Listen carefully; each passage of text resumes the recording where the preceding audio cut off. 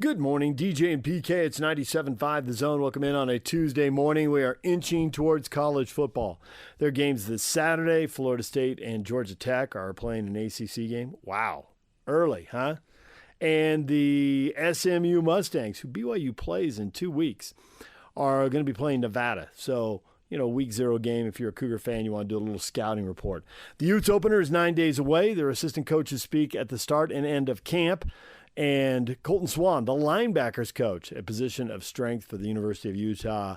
Again, there was a time that was kind of the weak link on defense, and that time is long gone. It has been a strength for a while now, and this year should continue that trend without a doubt. Here's Colton Swan, the linebackers coach, now in his 6th year at the U. Here he is with the media.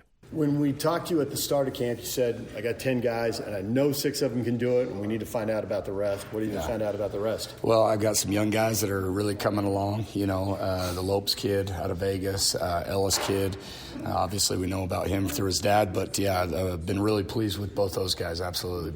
Been doing some really good stuff. The 6 guys, that I have with experience coming back, doing some great stuff. So your confidence now, if some team tries to run and wear the classic wear you down over the course of a game, you can keep rotating fresh guys through there? Oh, absolutely. Yeah, all 6 guys, very knowledgeable, game experience, 2 guys that have a ton of it in Lander and Kalani, but all 6 guys are on top of their game, so. Obviously, Lander's coming off of a pretty gnarly injury. What's the explosiveness, the feel for him on the field? We've been watching him closely, as you would with a significant injury like that, and he has done his part in, monitoring it, helping us, him in getting him back. He's done an amazing job with his rehab. He looks phenomenal right now, and you don't see a lot of side effects coming from that injury at this point right now. So good things to come here in a couple weeks. With about a week to go before you guys play, where are you as a position coach looking to make improvement over this next week plus? You just fine-tune a bunch of things. You got some errors in a scrimmage like we had the other day, and you just got to lock it in and fine-tune a few of the techniques. I think the 6 guys that are getting majority of the reps, they know and understand from a mental side of things. Just getting them to execute is probably the biggest thing over the next couple weeks. How much does having Cam and Isaac out there, talented quarterbacks, help you guys develop, knowing that you're going against some good? That's a great question, because I'm always in the belief that iron sharpens iron. Our offense is very potent, very good, especially, we've got some skilled players over there that really challenge us at the linebacker position, tight end wise. And so, it's constantly helping us evolve, I think, from a position as linebackers. And so to answer your question, yes, it's awesome to get, go against an offense like Cam and Isaac. Are one of the linebackers going to have the radio communication in their helmet this year? Yeah, I think, it's depending on who's in and who's out. We've got to be very smart and diligent in who we're putting it into. But, Kalani and Lander would be 2 type of guys that we'll be carrying. Obviously, we can only have one on the field, at a time. So it's just a matter of, rotating the helmet and who's got it and who doesn't. And, we'll handle the logistics of that. But, all 6 of those guys have the ability to communicate from the front all the way to the back end with the DB. So, linebackers will have that, a green dot, if you will. So what are the rules as far as, is it on? I know in the NFL at times it's on and it cuts off, and what can be communicated. How does that work? What do you think? So one green dot helmet on the field at a time. As far as I understand right now, I think it's a 15-second cutoff on the play clock. That it will be, it's 15 or 20. I've got to find out the exact. But then Coach Scally will have direct access to talk to them up until 15 seconds left on the play clock, and you don't want to, because we'll still signal and do some things, but you don't want to clutter their mind with too much. So, telling them some crucial key points as far as situationally, clock, field position, even formationally, things like that. But allowing them to have that one-way communication with Coach Scally. You're going to miss signals and trying to steal them? Yeah, no doubt. It's going to be definitely different in that regard, but it'll definitely benefit us as well. We were talking to Morgan. He said the 4-2-5, the 4-3 different looks, just depending on how formations go in this. How often are you expecting to rotate back and forth between those two? Or do you want to have one that's set essentially as your main formation? Well, I think that I understand your question correctly. You know, we're depending on the offensive formation and personnel that we're getting. We're in that 4-2-5. You know, a third linebacker being a substitute linebacker when we get to the bigger personnels. You know, guys like Sione Fotu. One thing I've done in the last couple years is I've trained all three linebackers so they can play all three positions. Where in years in past, it's been one guy designated for a certain spot out of the three linebacker spots. This year, I feel comfortable all six guys can play any of the three spots in the 4-3 package or any of the two spots in the 4-2-5. So provides you a lot of depth when all six guys can rotate any position. With the Big 12 and the running backs that they have, do you expect maybe some more 4-3 because of some of the bigger, heavier packages maybe here? Yeah, you know, the bigger offensive personnel to face, the bigger defense you got to have. And so we've been known to have the 4-3 package against the 12 personnel, 2 tight end type of sets. You know, and they want to get bigger than that, then we'll have to match it with the bigger people. So, yeah, the smaller they get, the lighter we get. So, yeah, that's kind of that goes from high school all the way to the NFL. That's pretty much our defense. There is Colton Swan, Utah linebackers coach. When we come back, we're going to hear from Utah offensive coordinator Andy Ludwig and BYU head coach Kalani Sitake. Stick around.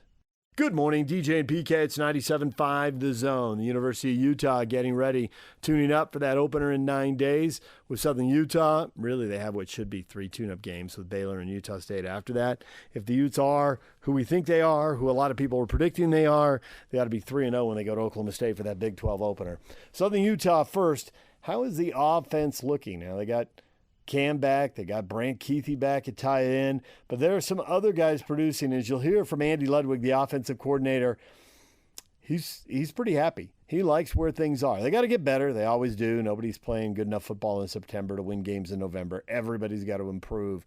But nonetheless, this is a pretty upbeat Andy Ludwig.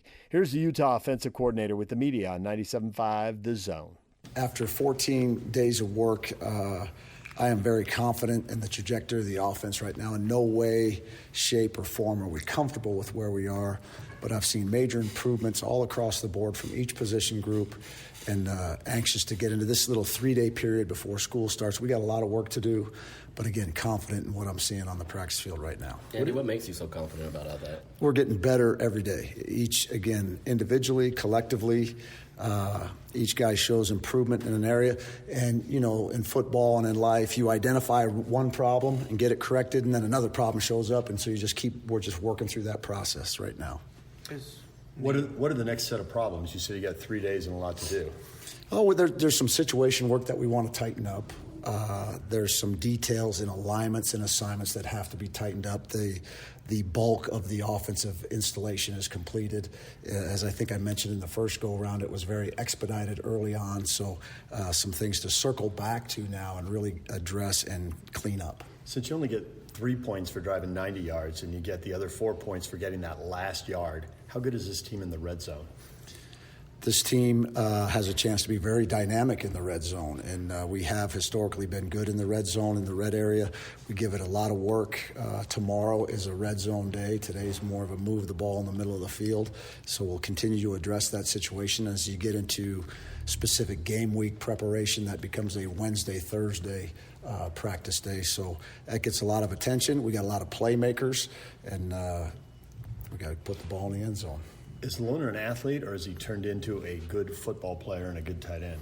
He is all of the above, all the above. Now, again, you talk about a guy that learns something new every day, something that you know very well, that is new to a guy and he's in his 15th football practice, maybe ever.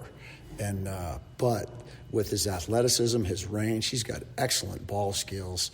We are force-feeding that young man early in camp. He was drinking water through a fire hose. It's gone down to a little bit of a trickle, so he's doing a good job assimilating all that information.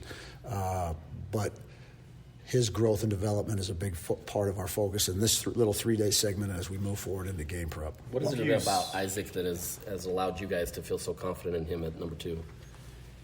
Well, Isaac is a competitive player, and early on, he kind of reverted, kind of forgot some things over the summer, but has really locked himself down, became a student of the game. He's so much better in the meeting room right now in practice going into 15 than he was in practice 1, and it's translating down the field. When you know it, when you can look at a play and recite it and recite the read progression, what it's good against, what it's not good against, it shows up on the practice field. Early on, he was kind of hemming and hawing a little bit, but the hemming and hawing has gone away. He's playing with a lot of confidence. We know he's got arm talent. He's shown some real escapability, which really excites us. And, I'm fired up for him. Does he have the sort of arm talent that allows him to push the ball down the field pretty consistently? Yeah, I think he has a good strong arm, and I think a very good intermediate accuracy, but plenty of strength to get the ball pressed downfield to Dorian Singer and to Damian Alford and to the guys we got moving down the field. And there's plenty to draw from there. How much of an impact do you think, Caleb Lohner's going to make early on with this team, because adjusting to physicality is probably the biggest thing for him. Throughout the season, how many targets do you think he'll get? Or That's still to be seen. We are committed to developing him as a football player. Development is the accumulation of competitive reps. He doesn't have a lot, he's got a couple scrimmages and a lot of teamwork and stuff like that. But till you get him under the lights against Southern Utah and moving forward is when you'd really be able to gauge, what is his ceiling. Yeah. Obviously, protecting Cam seems like it's more of an emphasis this year, whether it's throwing the ball away, getting quicker reads out. I mean, how much has that changed the offense from years past where, you had him in more running looks, different schemes and so forth? Is there a dynamic change happening to the offense? In terms of, we always try to protect the quarterback, and you got to get the ball out of his hand. Our guys take a lot of pride up front in protecting the quarterback. Running the football is a great way to protect the quarterback because you're throwing the ball because you want to, not because you have to. I think the only schematic change that you would see is less reliance on a quarterback run. Let's not dial those up. That puts a little more pressure on the tailback. Hey, because quarterback run is a great equalizer when you add that 11th hat into the scheme. But that's just not going to be a big part of the plan at this date. In years past, you had occasional schemes for different quarterbacks to come in to kind of spell Cam out. Do you expect that with Isaac or any other quarterbacks now, or is it all just Cam? It's all Cam. Yep, nothing like that in the works. How would you rate the status of the offensive line right now? I think the offensive line is athletic, is smart, and we have excellent depth. They got good length, so very pleased with where they are, with the growth and their growth and under the leadership of Jim Harding. I think it has a chance to be an elite group. You sort of smirked there talking about the offensive line. Is there a lot of confidence in that group in terms of how they played this camp? Got a lot of confidence in the whole group, getting confidence in the trajectory of the whole offense. But we all know that's the group that makes or breaks the whole thing and sets the tempo really for the entire team in terms of physicality and things of that nature. And, again, it's a dang good group. How many times in your career have you started a freshman at left tackle, not because you had to, but because you wanted to, and then moved that player as a sophomore because you had another left tackle coming in who was apparently even better? Yeah, that would be – have started freshman tackles throughout. Logan Mankins is a name from Fresno State, if that rings a bell to you. Played a long time in the NFL. But in terms of that dynamic, starting left, moving to right, so another freshman come and play, this would be the first in 36, 37 years. What have you seen out of Caleb Lohner that has allowed you guys to do that? He's been with us for a little bit now. He's a tough, competitive guy, super athletic. The athleticism at the tackle position is really something to watch. And the thing about Caleb is he's going against Connor O'Toole every day. So iron sharpens iron. He's working his tail off, and it's a battle, and it's been something to watch. How's the running back room shaping up for you? Good. I'm really confident in the way Mekhi Bernard's playing right now. The thing I would really credit the running back group overall is they're doing a great job in the way they're carrying the ball and protecting the ball. Big ball security emphasis for us, obviously, but they're doing an outstanding job with that. Mike Mitchell has really made some noise. We talk about that bigger back and looking for some more physicality in the run game. Not that Mekhi Bernard's not that, but when you put in that 215-pound back, it's a little bit different element. Mike's really, again, confident with his trajectory. Jalen Glover, solid camp. Who am I missing? Duty, help me. Deion Stanley, thank you. What a dynamic, explosive guy he is. I feel confident in that group. And I know there's a lot of things. Hey, will we have tailback by committee? Will it be one guy? I just want the best players on the field to do what they do really well and protect the football and run hard. Has Dorian Singer been what you expected him to be? Yes. Yep. Love him. Yep. Players love him. Quarterbacks love him. Defensive backs love him because it's making us all better. He's playing a couple different spots for us right now, so his football IQ is high. He gives us great flexibility, and he can go get it. How do you manage 6 tight ends in terms of getting them on the field and making sure that they're involved? Well, their skill set and ability has to warrant them, so that will kind of take care of itself. But as we talk about in the offensive staff room, every play we put together is a personnel meeting. There's no 2 players alike tight ends. There's a variety of skill set and strengths in that. It's just saying, hey, Brant Keithy's going to be a hard guy to take off the field, but maybe there's something that we would rather have Brant at the Y and Caleb Lohner at the second tight end or vice. It's just mixing and matching those skill sets, but it will not be, hey, we got to keep 6 guys. So somebody's going. The depth and the skill that we're seeing on the roster and on the practice field, not everybody's going to be happy. There's only 1 ball. Last time I checked, there's 1 ball. So just keep working. What does the offensive practice schedule look like 13 days leading up to kickoff? How much install versus opponent stuff? The next 3 days, and my days are a mess, but we're going to Friday, Saturday, Sunday, Monday off with the first day of school. So this is kind of a transition period. The installation is basically over with that, and then on Saturday, tomorrow, we'll start getting just a couple Southern Utah looks and really dive into that Tuesday. The players have the first day of school off Tuesday. That gives us 2 full weeks of run-up to that, to the first game. Cam's talked about just needing to shake off some of that rust, just having not played for a year. How do you see... How have you seen him develop in this fall camp, knowing that you've kind of preserved him a little bit? Yeah, he's if there's rust, sometimes we talk about, hey, Cam, if you make a mistake, there's probably 3 people in the world that know it, me, you, and your dad, okay? He's going to make it right. So if there was a little rust earlier, I see that getting polished up very, very much so. It's all going to be a matter about, taking that first hit, which we'd all like to avoid, but it's a contact sport, collision sport. See how he reacts to that and move on. But I'm not seeing the rust. There's no rust. There is Utah offensive coordinator Andy Ludwig. Now let's hear from BYU head coach Kalani Sitake after practice on Monday. Can you tell us about the running back situation? He said LJ and Hinckley are looking really good. Yep, LJ and Hinckley looking really good. Miles is there as well. Sione Moa, Pokai, Hongan has done some good things, and Enoch Nawahina is going to be back soon, so we feel good about that group, and I think Harvey's done a great job coaching them. I know Harvey and Coach Woods are working really carefully on, and specifically on the run game. So I think they're in sync, and it looks like it's getting better every day. So I'm really happy with the way Harvey's coaching those guys. Does it concern you at all that a quarterback hasn't emerged as the clear-cut number 1? No, I feel like we have 2 quarterbacks that have emerged, so it's a different feel for me, So I truly feel comfortable with either one playing on the field and winning games for us. So it's just as we go through the process of the quarterback battle, we've been through this before, and we'll just keep. You guys talked to A-Rod, so the closer we get, I'm pretty sure the closer we get to the game, the more likely we'll have a starter name. What's been the biggest growth from Jake from last year? And I asked him because we saw him last year. Where have you seen the biggest growth in camp? I think being comfortable with the playbook and understanding all the checks. I think when he played, it was kind of just thrown into it, and a lot of the reps went to Keaton, and now he's getting those reps and he's splitting with Gary. So I think he's getting the benefit of being in the system.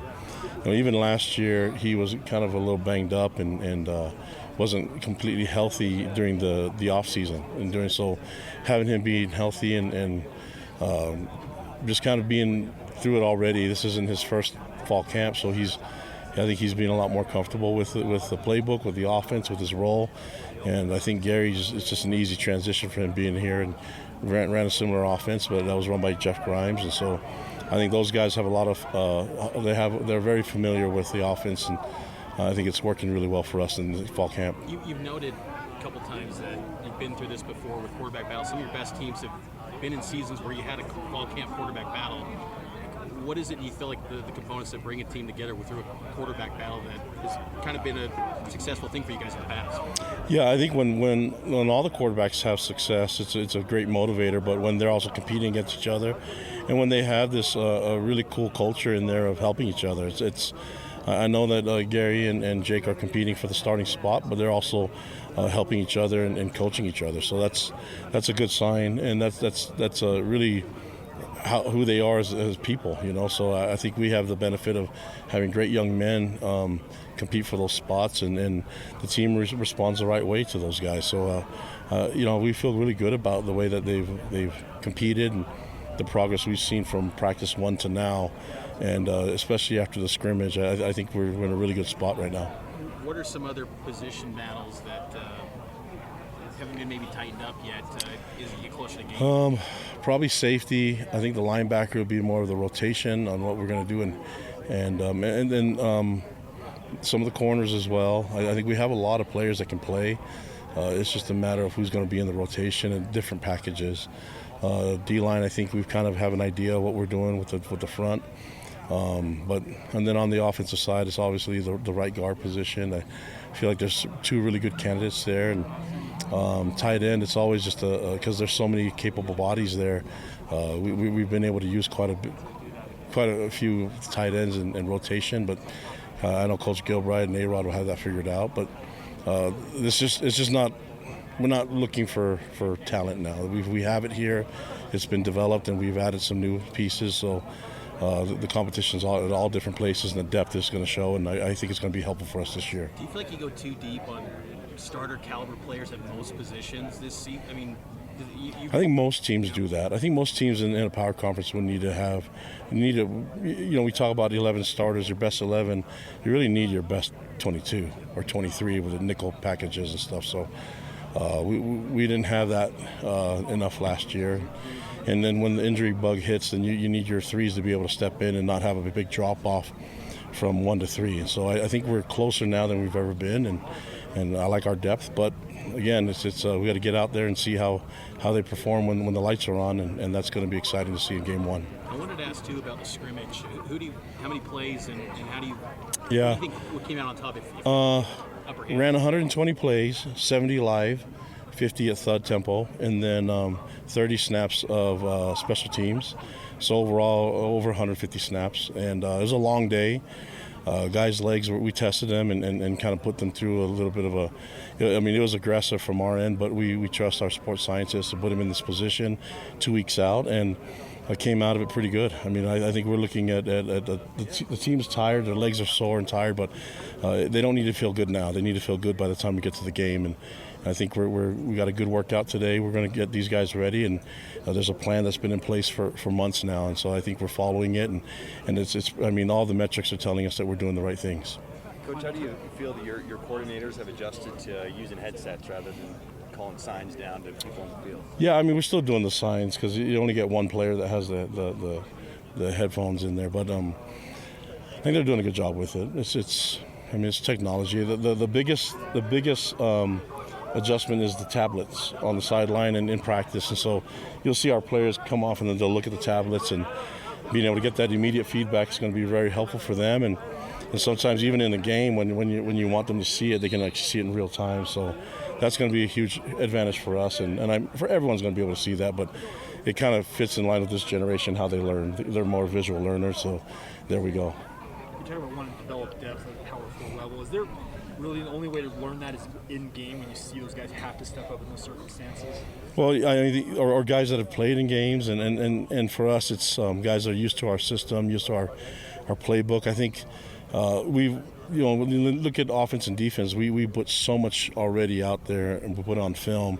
Now we've got to start deciding on what we're going to do, the game plan for week 1, and then how that will carry over to week 2 and week 3 and week 4.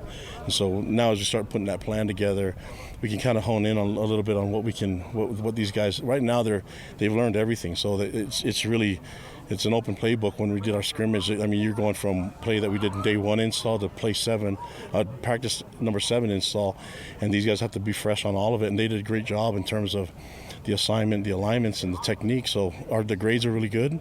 Now it's like, okay, let's start to narrow it down and see what we're good at, and then let these guys play fast. And when we were able to do that and have a plan, I think that's the goal for today and tomorrow is get to that plan soon. You bring up fast. Would the players like the playing surface at LAS, the new grass? Awesome. Like Yeah. What were your initial impressions? Yeah, and I'm glad you asked that. It rained, and so we wanted to get a good feel for it. We were worried that if we stepped on it with it being wet, but the fields people said, hey, come and let's test it out, and the field held together really nicely.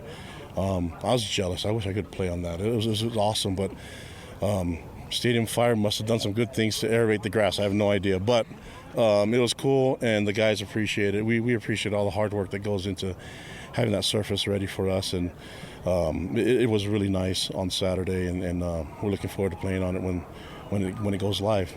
I wanted to ask you about TJ Woods and Kevin. You've had them here during the spring and everything. You get towards the end of your first full fall camp with them.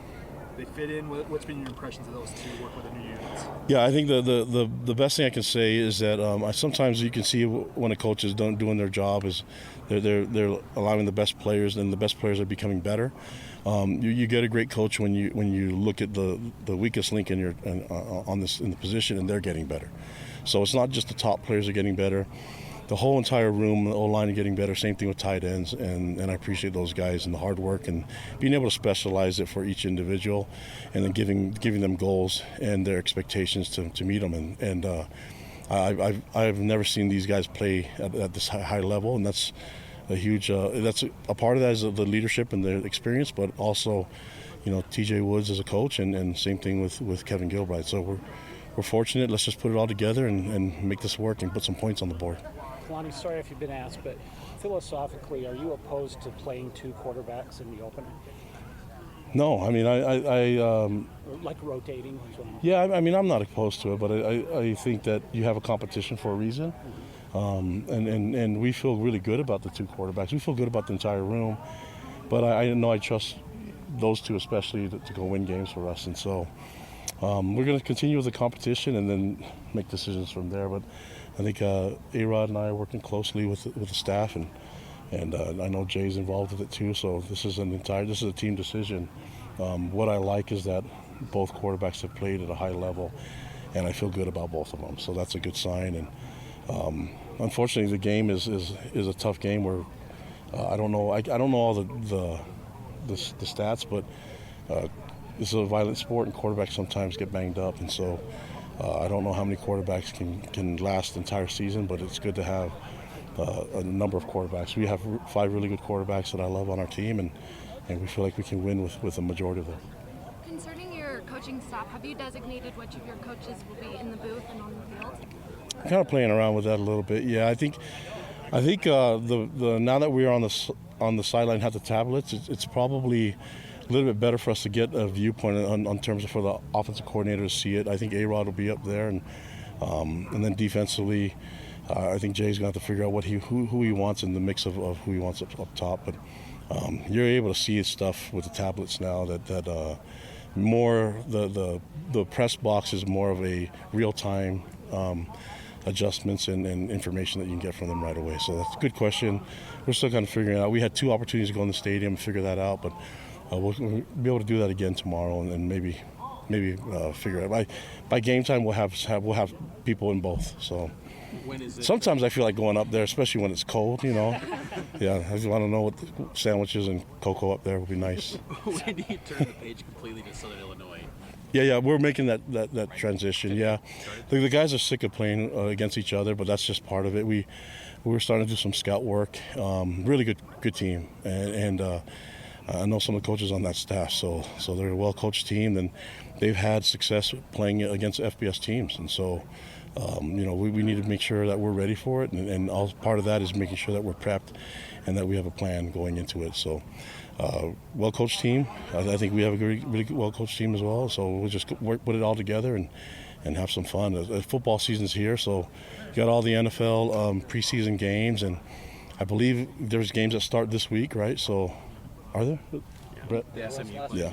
Okay, yeah. So it's going to be kind of fun, So it's right around the corner, and for us, it's less than 2 weeks. So I'm super excited.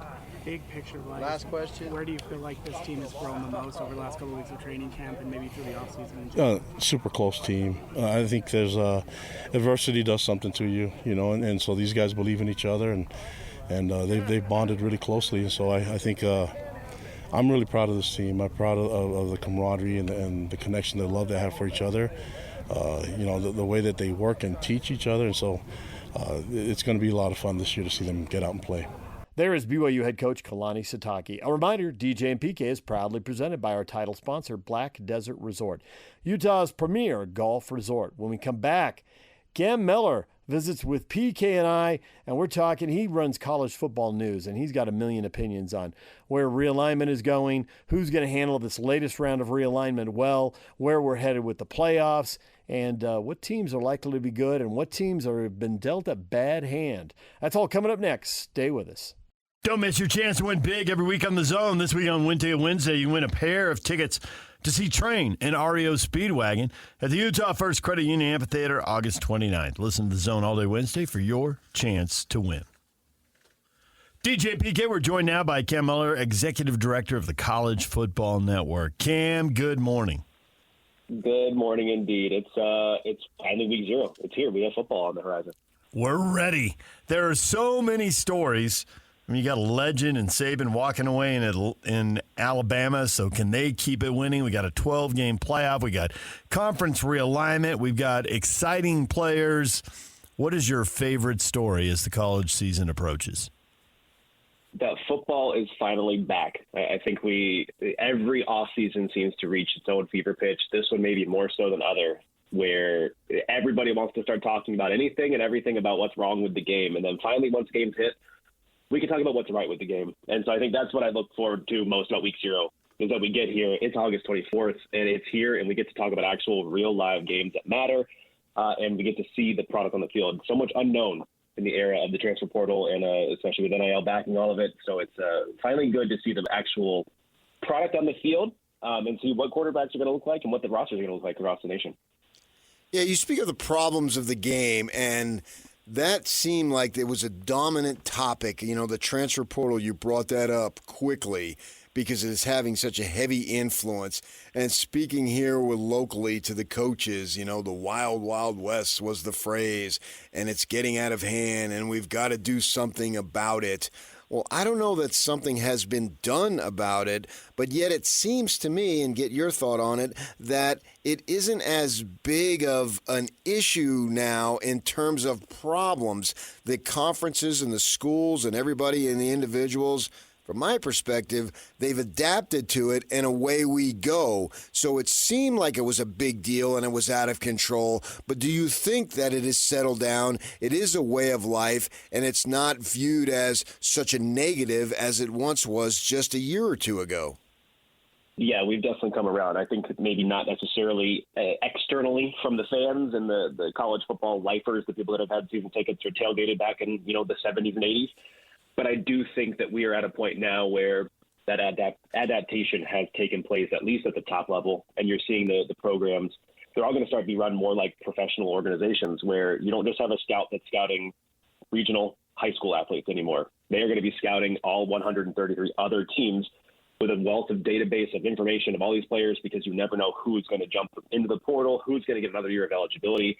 And so I think you see it. That's what's separating a lot of these programs. I'll look directly at the Big 12, where I can speak to Arizona State. They don't have or didn't have somebody in the building that was scouting players. They were trusting grad assistants to look at where maybe some players that might be good in the portal are. And then you have other programs that are actively looking at, hey, this player's in the portal. He grades out as X, Y, Z on us. Let's go after him. So I think that's where the turn has been made. We've started to adapt it more over. It's become more accepted, absolutely, and you better embrace it, or not embrace or die. But we're getting close to that point.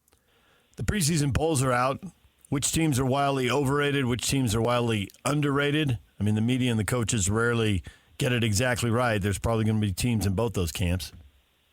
Yeah, to me, Notre Dame, I think, is overrated at this point, just because we don't know how well this team is going to adjust to life with so much changeover. They've got to replace a lot of players across the board. I know we're going to bank a lot of hope on Riley Leonard being the guy who can save this team or keep this team turning. Even maybe my alma mater, Florida State, a little bit overrated until they get the answers as well. And then underrated Arizona. I know for those same reasons, a lot of turnover, but there's the Arizona turnover is in the personnel department with Brent Brennan coming over. But I think that we're underrating nationally how good that Arizona roster is, what he was able to keep in the building. And it all speaks to, obviously, Noah Fafita. So to me, nationally, Arizona might be a little bit underrated. And then Notre Dame, speaking specifically to them about being overrated. Well, when you bring up the Wildcats, then, if they're underrated in your mind, and I don't have any problem with that as an opinion, I would have to think that you believe that they can be a strong contender to represent the Big 12 in the playoff. Yes, and it's a combination of a bunch of different things with them as well, with the roster makeup, what I think that Brennan's going to be able to do with the roster itself and the scheme.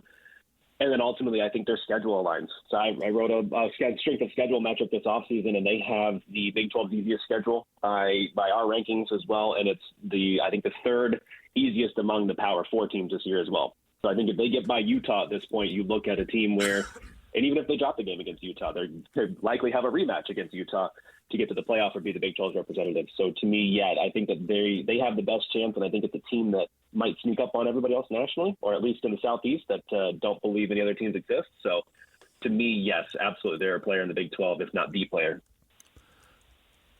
I think Arizona is the perfect school to be the flagship for this conversation, which is brand new in college football, but with bigger leagues and no divisions, how your conference schedule breaks.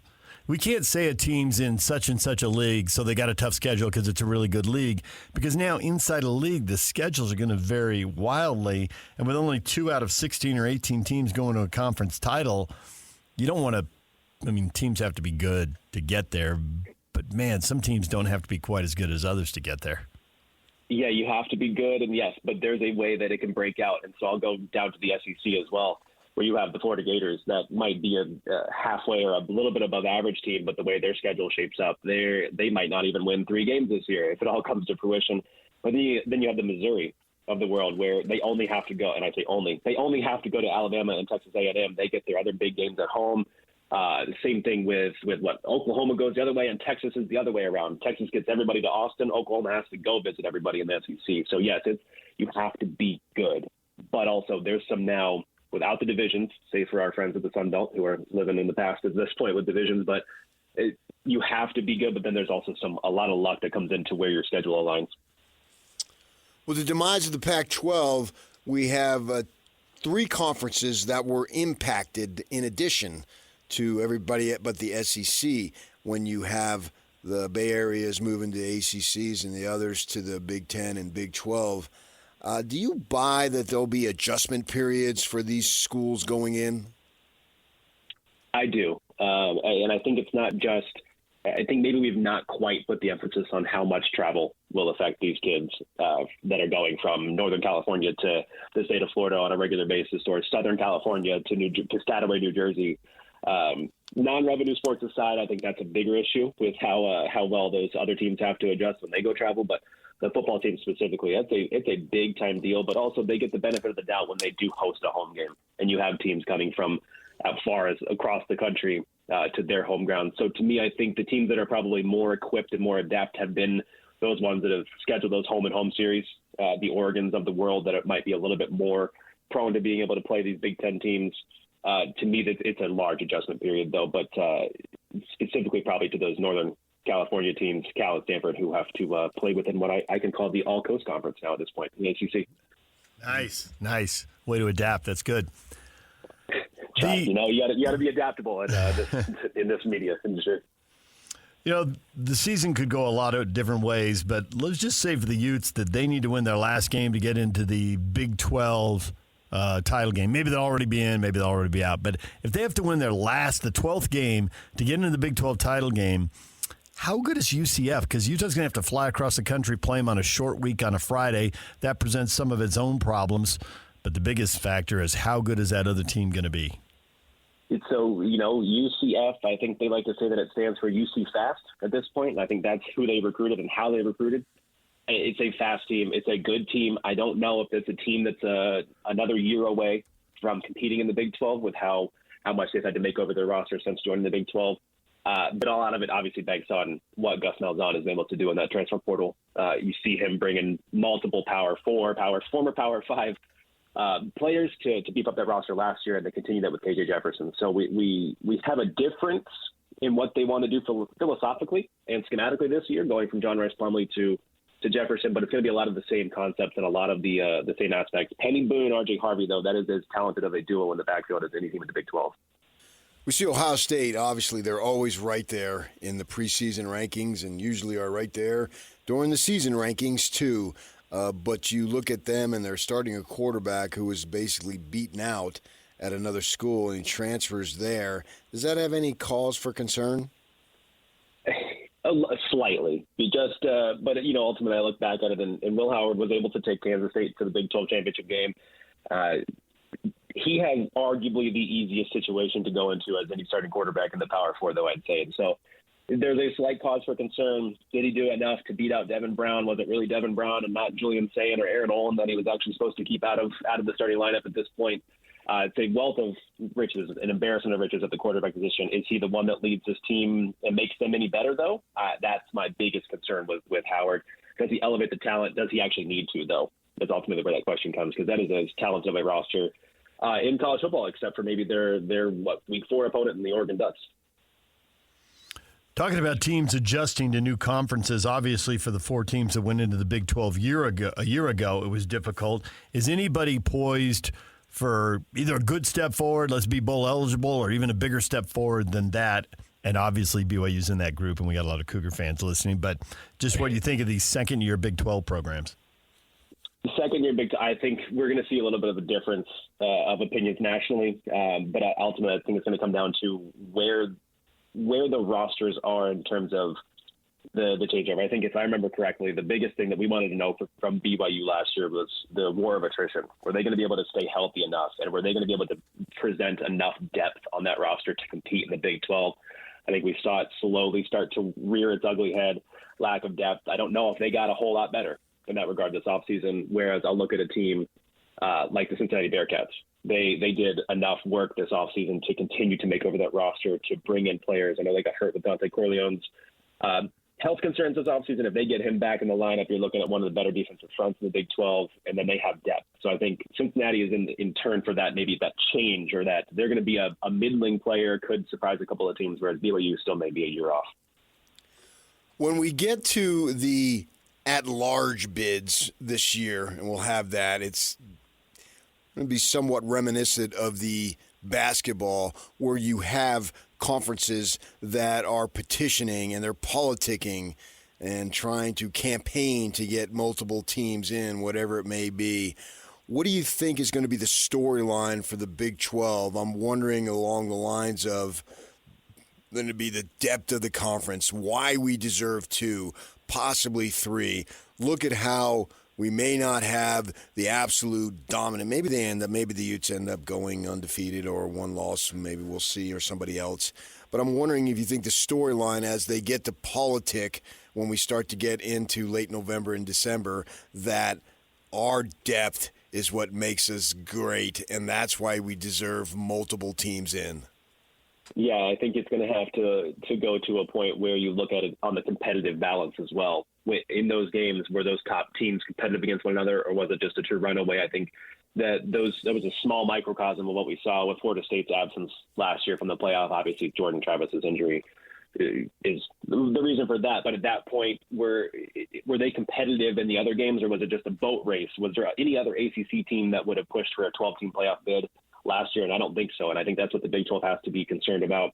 Is it just 2 teams at the top? Is it just the Utes that's dominant against, the second best team? I think that's probably the argument, because you're going to have the SEC that probably wants 4 teams in, the Big 10 that probably wants 4 teams in as well, and thinks that they can deserve that as well. And so I see it going that way, where we get at least 2 from each of the Power 4, maybe not the ACC at this point, unless things shake out for them. So a couple of at-large bids is certainly warranted. I think it's going to come down to that competitive balance of between those top 2, top 3, maybe even top 4 teams in each of the other 3 conferences. Predicting the future is a really risky business, so let's do it. Flashing forward right now, can I just assume that when we get to this 12-team playoff, Seed 1 and Seed 2 are going to be the SEC and the Big Ten champs. Seeds 3 and 4 will be the ACC and Big 12 champs, which means they're going to have to play the SEC and Big Ten runners-up, who are going to be seeded 5 and 6. Maybe Notre Dame. You think Notre Dame could be a little overrated, so I don't know if they'll be that high if they get in. But that's pretty much, even before we kick off, we can already assume the top 6 seeds and who's going to match up with who by conference, even if we can't plug in exactly Utah, Oklahoma State, Arizona, K-State, whoever. Yeah, it's to me the seeding's going to matter, and so that actually what that does is that silences the crowd that thinks that every game doesn't matter, because every game does matter still in college football. You're going to still be fighting for seeding. You're going to be wanting that 5th seed if you're not this top or this 6th seed or whatever it is at that point.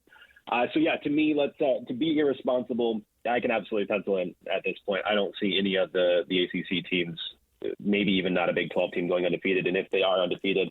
One-loss Ohio State team whose losses to Oregon absolutely gets the 1 seed, or a one-loss Texas team whose only losses to Alabama. Like, there's a serious claim that no matter what happens, we see the Big 12 or the Big 10, the SEC in the 1 and 2. So every game matters, and I think that's what it boils down to. I can absolutely see a lot of cause for concern here, though, when we get down to teams 11 and 12 for those exact reasons, though. Kyle Williams is talking frequently about expansion, and he thinks it's going to be significant, or realignment, whatever you want to call it there. And he's expecting that to happen not so far in the distant future, and he's been very, very vocal about it. What's your take?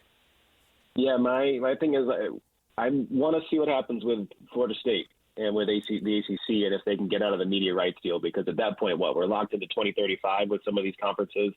Any billion-dollar TV deals they have. So until we can get out of those billion-dollar TV deals, we all know money talks.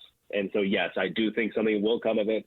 Something will happen. And ultimately, if these billion-dollar TV deals have any their say, we'll at least keep the names, but the teams will be rapidly different. So change is constant in college football. And I think as long as we all continue to adapt and be ready to go and be ready to talk about teams across the nation, the product has seen a significant upgrade since we've realigned, in my opinion, since the transfer portal. So, yeah, change is constant, get used to it, and enjoy Saturdays as we know them while you can. Did Alabama get it right or get it wrong with their coaching hire with DeBoer? They got it right, and I look at what Kalen DeBoer's been able to do since being hired. Kept the players he wanted on that roster. He brought the players he wanted in on that roster. And then I think the biggest thing in college football this season no one talks about is having live play-by-play action on iPads on the sidelines. So what did he do? He went and he got couple of former head coaches as his coordinators to adjust live and in real time. That is as stacked of a coaching staff as I've ever seen. And so I think that we're going to see the benefits of that play out, not just with his roster construction, but his coaching staff adjustments that they make, not even just at halftime anymore. It's going to be mid-drive. We're going to see these guys making adjustments. So, yes, Alabama got it right, and DeBoer's done nothing but impress since then. Cam, we appreciate the time as always. Thanks for joining us and looking ahead to the college football season. My pleasure, guys. Thanks for having me. Cam Mellor right there, Executive Director of the College Football Network. When we return, what is trending? The headlines are next. It's time to get your morning started with the news you need to know. News update. News update. This is what's trending with DJ and PK. Hashtag NFL. To put it in simplest terms, if you woke up every morning and I told you you suck at what you did, that you don't belong doing what you do, that you shouldn't be here, that this guy should be here, that you haven't earned this right, and then you have somebody else come in and tell you, dude, you are the best fit for this. Like, you are accurate, you are the best whatever, you are this, you are that. How would it make you feel listening to one or the other? You see what I'm saying? And then you hear it, regardless of what it is, the good or the bad. And you hear it more and more. You start to actually believe that. There is Tua Tagovailoa, Miami Dolphins quarterback, doing an interview talking about the impact Brian Flores' coaching style had on him and how much happier he is playing for Mike McDaniel. Now that McDaniel is the new head coach and Brian Flores is gone. Although it hasn't really changed the Dolphins' win-loss record. He's just happier. He wouldn't have been able to play for the Ute basketball team in the 90s, I can tell you that much. Too much negativity from Rick Majerus at that point. They have been a playoff team the last couple of years, but the playoffs are also bigger than they were. They've expanded and added a team. So, Washington Commanders officially named rookie quarterback Jaden Daniels as their starter. Dan Quinn made the announcement. Jaden Daniels beating out Marcus Mariota, a couple of former Pac-12 guys. Daniels at LSU at the end, obviously, but he was at ASU and Mariota at Oregon, so there you go. And the Chargers quarterback Justin Herbert returns to practice yesterday for the first time since being diagnosed with a plantar fascia injury in his right foot on July 31st. Team expressed confidence that he'll be ready for the season opener when he was diagnosed, and it looks like he's probably on track for that. So, all you fantasy football players getting ready for your drafts out there, there's your quarterback news of the morning. DJ and PK. Hashtag college football. There's no negotiating now. Portal's over. All negotiations history. Now we're playing football. You know, the business side of what we do now is we have to have those conversations with them. You know, tell your agent to quit calling us and asking for more money. It's non-negotiable now. Start again in December. Oklahoma State coach Mike Gundy wants to talk football, not money. Portal's closed. Yeah, you can always tell guys who are secure in their jobs. He can say They stuff. make statements like that. They show up at conventions, those things. You're not fighting for your job. If you're fighting for your job, you tend not to be out front as much.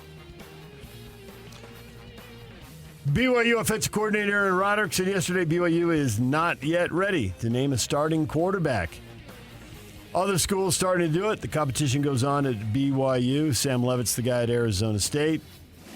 Daquan Finn is the starter at Baylor. Miller Moss at USC and Malik Murphy at Duke. But at BYU, we're going to wait a little longer. Going down to the opener here, PK, how much longer can they wait? I think that they know it, and they're just waiting. And when's the next media availability? No word. Right. I think that was planned. Got it all figured out. You saw Kalani and A-Rod walking off the field together. Very slowly, talking at a distance from everyone. To set up what they were going to say, and now they don't have to announce it.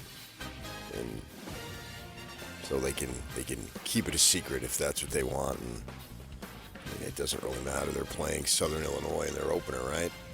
So everyone will see. We'll all see then, including SMU. But they'll have media availability next Monday. That's the start of game week, right? Like they always do. They usually go Monday, Tuesday, Wednesday. The Utes go Monday, Tuesday. And play the cat and mouse game, and maybe they need another day or two. It seems unimaginable to me that they need more evidence. I think they can use more confirmation, but I don't know that they need more evidence. What you're saying now, after all these practices, 3 weeks, you need one more practice. That doesn't. That's where they'll really separate. Yeah. I think you can say, well, let's just hold off. We can go a little more confirmation, that type of thing. I get that, but to think that they need one more practice to really, really make up their mind, no. And then there's no media availability scheduled the rest of the week? Not as of now, no. No, yeah. So then they'll either shuck and jive it on Monday or they'll announce it, and then what's the difference? I mean, they don't have a big game. If they don't win convincingly on Saturday a week from, then they got bigger problems than who the quarterback is. Yeah. So, and maybe it'll leak out for those who are really interested. I'm not particularly really interested. Well, I'll find out when they run out on the field for the first time. Someone's going to take that snap. Yeah, and I believe that they keep telling us they have two quarterbacks that they can play and feel very comfortable with, so I believe them. And that will probably happen. It usually does. I believe when they say that it's a close competition and it's really tight, and I believe they believe that it's from a position of strength, not a position of weakness. We can get into that coming up in the question of the day. We will do that next. DJ and PK. Hashtag NBA. Amazon founder Jeff Bezos is reportedly considering a bid to buy the Boston Celtics. Bill Simmons reporting he's hearing the NBA wants the franchise to sell for $6 billion. Establish a price with that sale as a precursor to the expected expansion of the league in the future. If you charge this for the Celtics, what can you charge for a brand new team, say, just in Seattle and Vegas, to pick a couple cities off the top of my head and off the top of everybody's head? $6 billion. The price tag just keeps going up, and Bezos can pay that if he wants.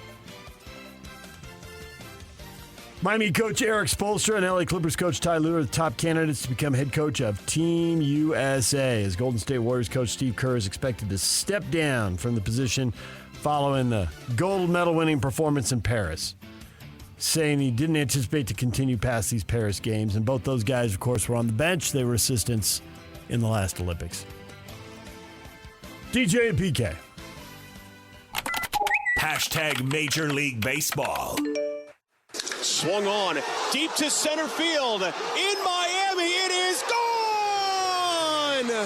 Oh, Bienvenidos, Adrian Del Castillo. It is a grand slam, and the Diamondbacks explode for a 4-0 lead.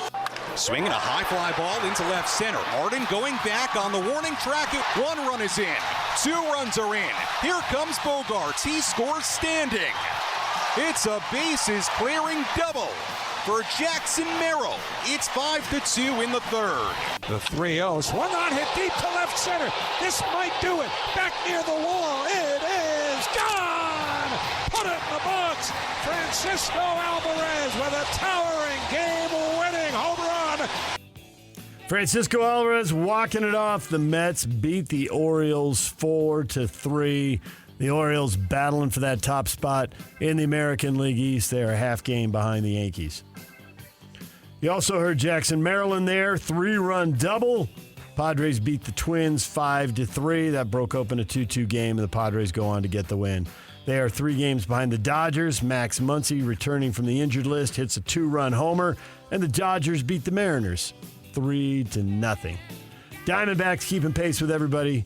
They hammered the Marlins 9-6 here, the grand slam that got them started there. Well, the Dodgers are getting good news on the injury list, PK. The Braves get bad news. Third baseman Austin Riley, broken hand, hit on the hand by a pitch. He's out 6 to 8 weeks, so that's the rest of the regular season and maybe some playoffs too as well. They already lost Ronald Acuna Jr. They've had some other injuries along the way. 6 straight division titles, but there's 7 games down to the Phillies now. It looks like that streak is about to end. It do. Salt Lake Bees open a series tonight. They've got the Round Rock Express at Smith's Ballpark. First pitch set for 6:35. Tony Parks on the call beginning at 6:20 here on The Zone. DJ PK, that is what is trending. It's brought to you by Shamrock Plumbing. There's no job too big or too small. Get the personal touch with Shamrock Plumbing. Coming up, former BYU linebacker David Nixon, 8 o'clock. Troy Renck, Denver Post sports columnist, 8:30. How much progress are the Buffs making?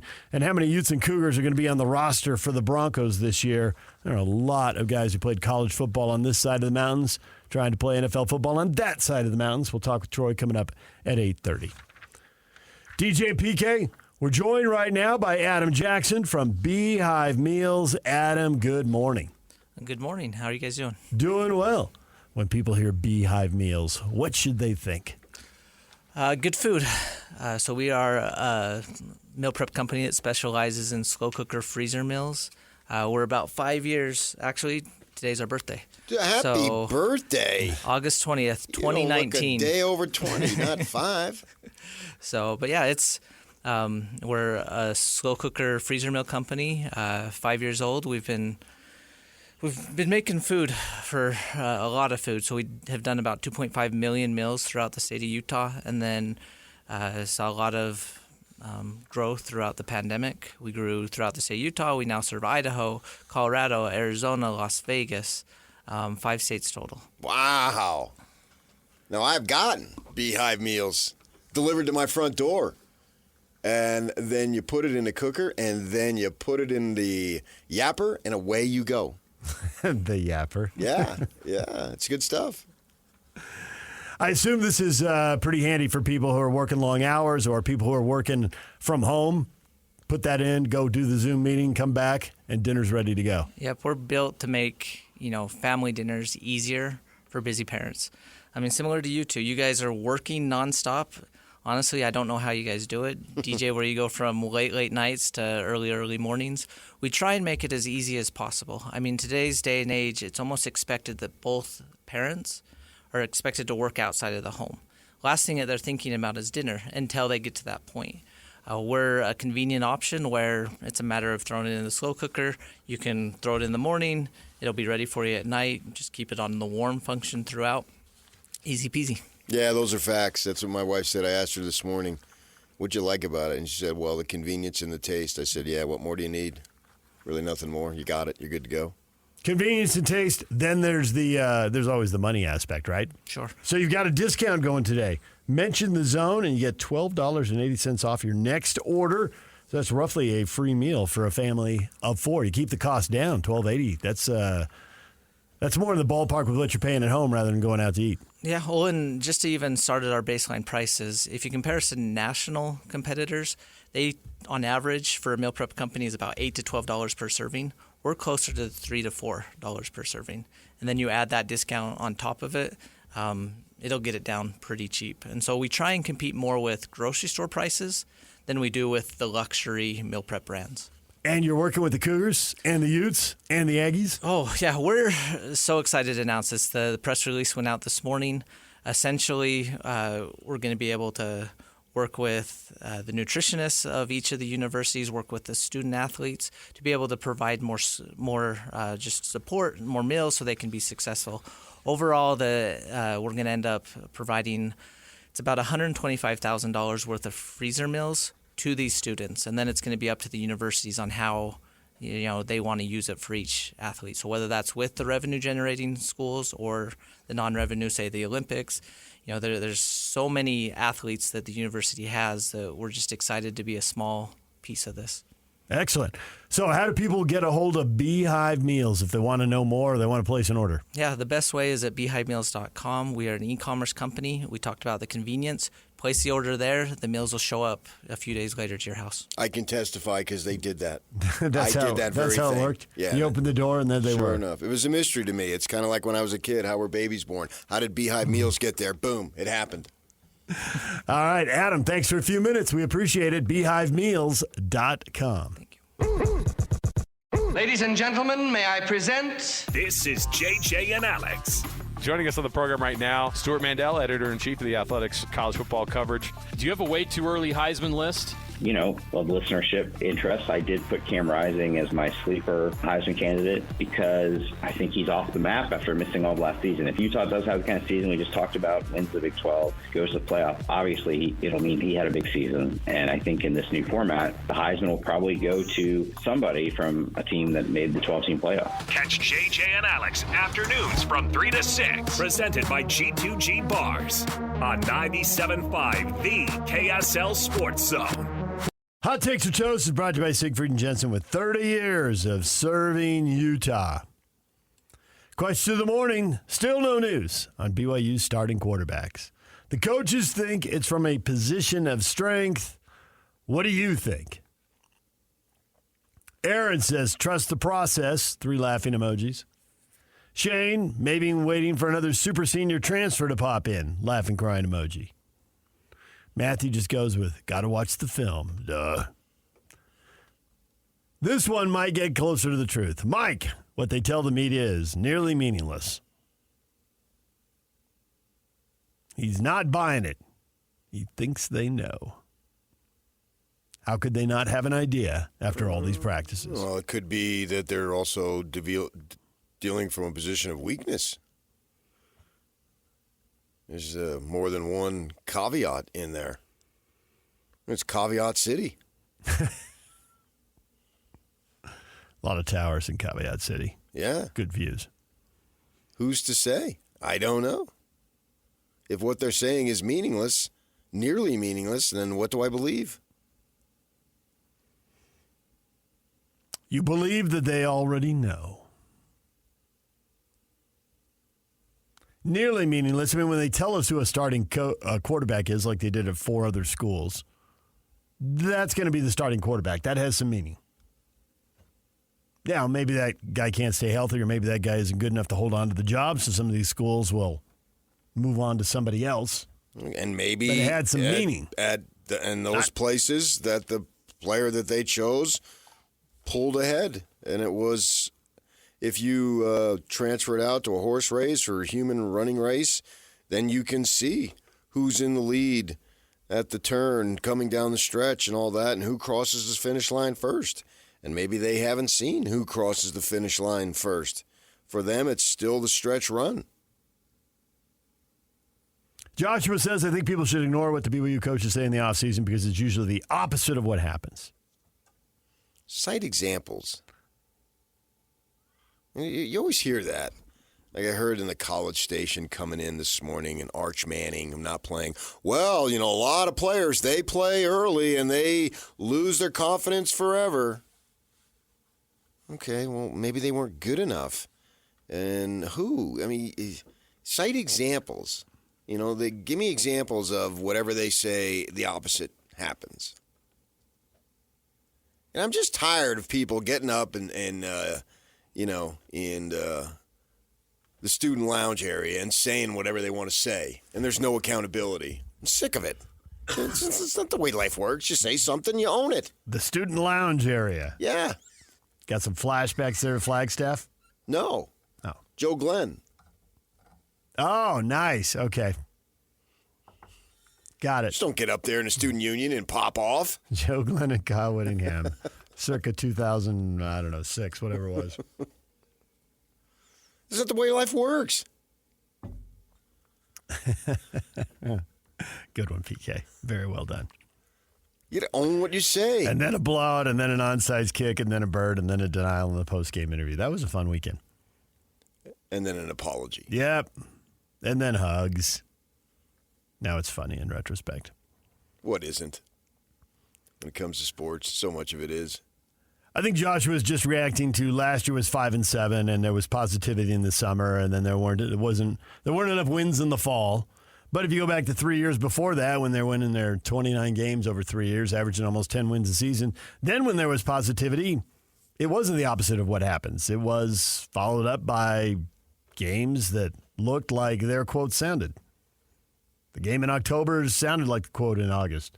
We're going to be good, and they were good. But what have you done for me lately? I don't know what they said in August. I mean, they were wondering if they were going to have a season. One of those years, that's true.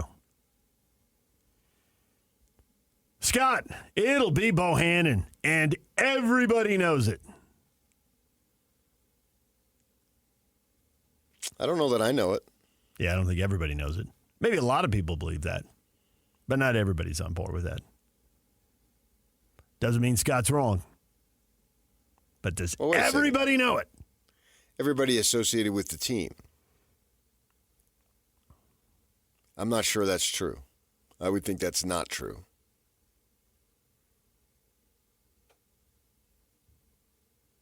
The most important aspect, rather than who it is are they dealing from a position of strength?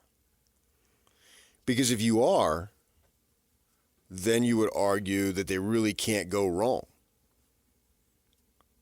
That the decision they make will be fine if they truly are dealing from a position of strength. If both guys are good, then they're going to pick a good quarterback. Yeah. And they're going to get good play, and you would assume they're going to win a bunch of games. 6 or 7 being a bunch. I'd go enough. Enough games. Yeah. And if they have to switch to the other quarterback, well, he's good too. If they're dealing from a position of weakness and a guy runs out there and doesn't look that good, even if they switch it up, they're going to another guy who isn't good enough to win enough games. Right. So who the starter is, of the two parts to this statement here, who the starter is, it might be the more interesting, but it's not the most important. See, this time last year, I think the Utes were dealing from a position of weakness, not strength, at quarterback. They had a competition, yeah, but those guys weren't going to beat Oregon and Washington and Arizona. Now, in retrospect, this is what we're doing. Literally, it is looking back. Because this time last year, we didn't know, and they wanted to play the ultimate cat and mouse game with the media and the public and all that stuff. Somehow, for some reason, Kyle has grown paranoid as he's gotten older, and he thinks that it's a competitive advantage for the other guy or a competitive disadvantage. I think that's a load of crap. But we differ on our opinions on that. And we're going, is Cam Rising going to run out there? And we did that for like 5 or 6 weeks until it became exhausting for everyone. And it became a joke unto itself.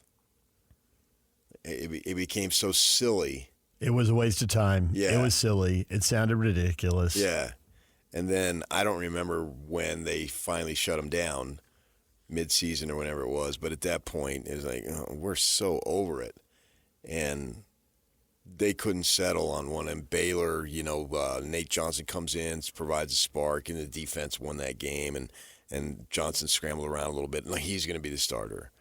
And then Barnes has some, rib issues or something, then he comes back. Then both those guys leave, and they go with a walk-on in a bowl game that was, can we get to the fourth quarter and have this thing be over with as fast as possible? That was a big old downer. So that was clearly from a position of weakness. These guys, but we're doing it ahead of time. We're not looking at the rearview mirror. When we get to December, we may have a different opinion, or we may say, yeah, they were right. They used 2 quarterbacks like they told us was probably going to happen, and both of them played well enough to get them to where they had a representative and respectable season, or no, they didn't.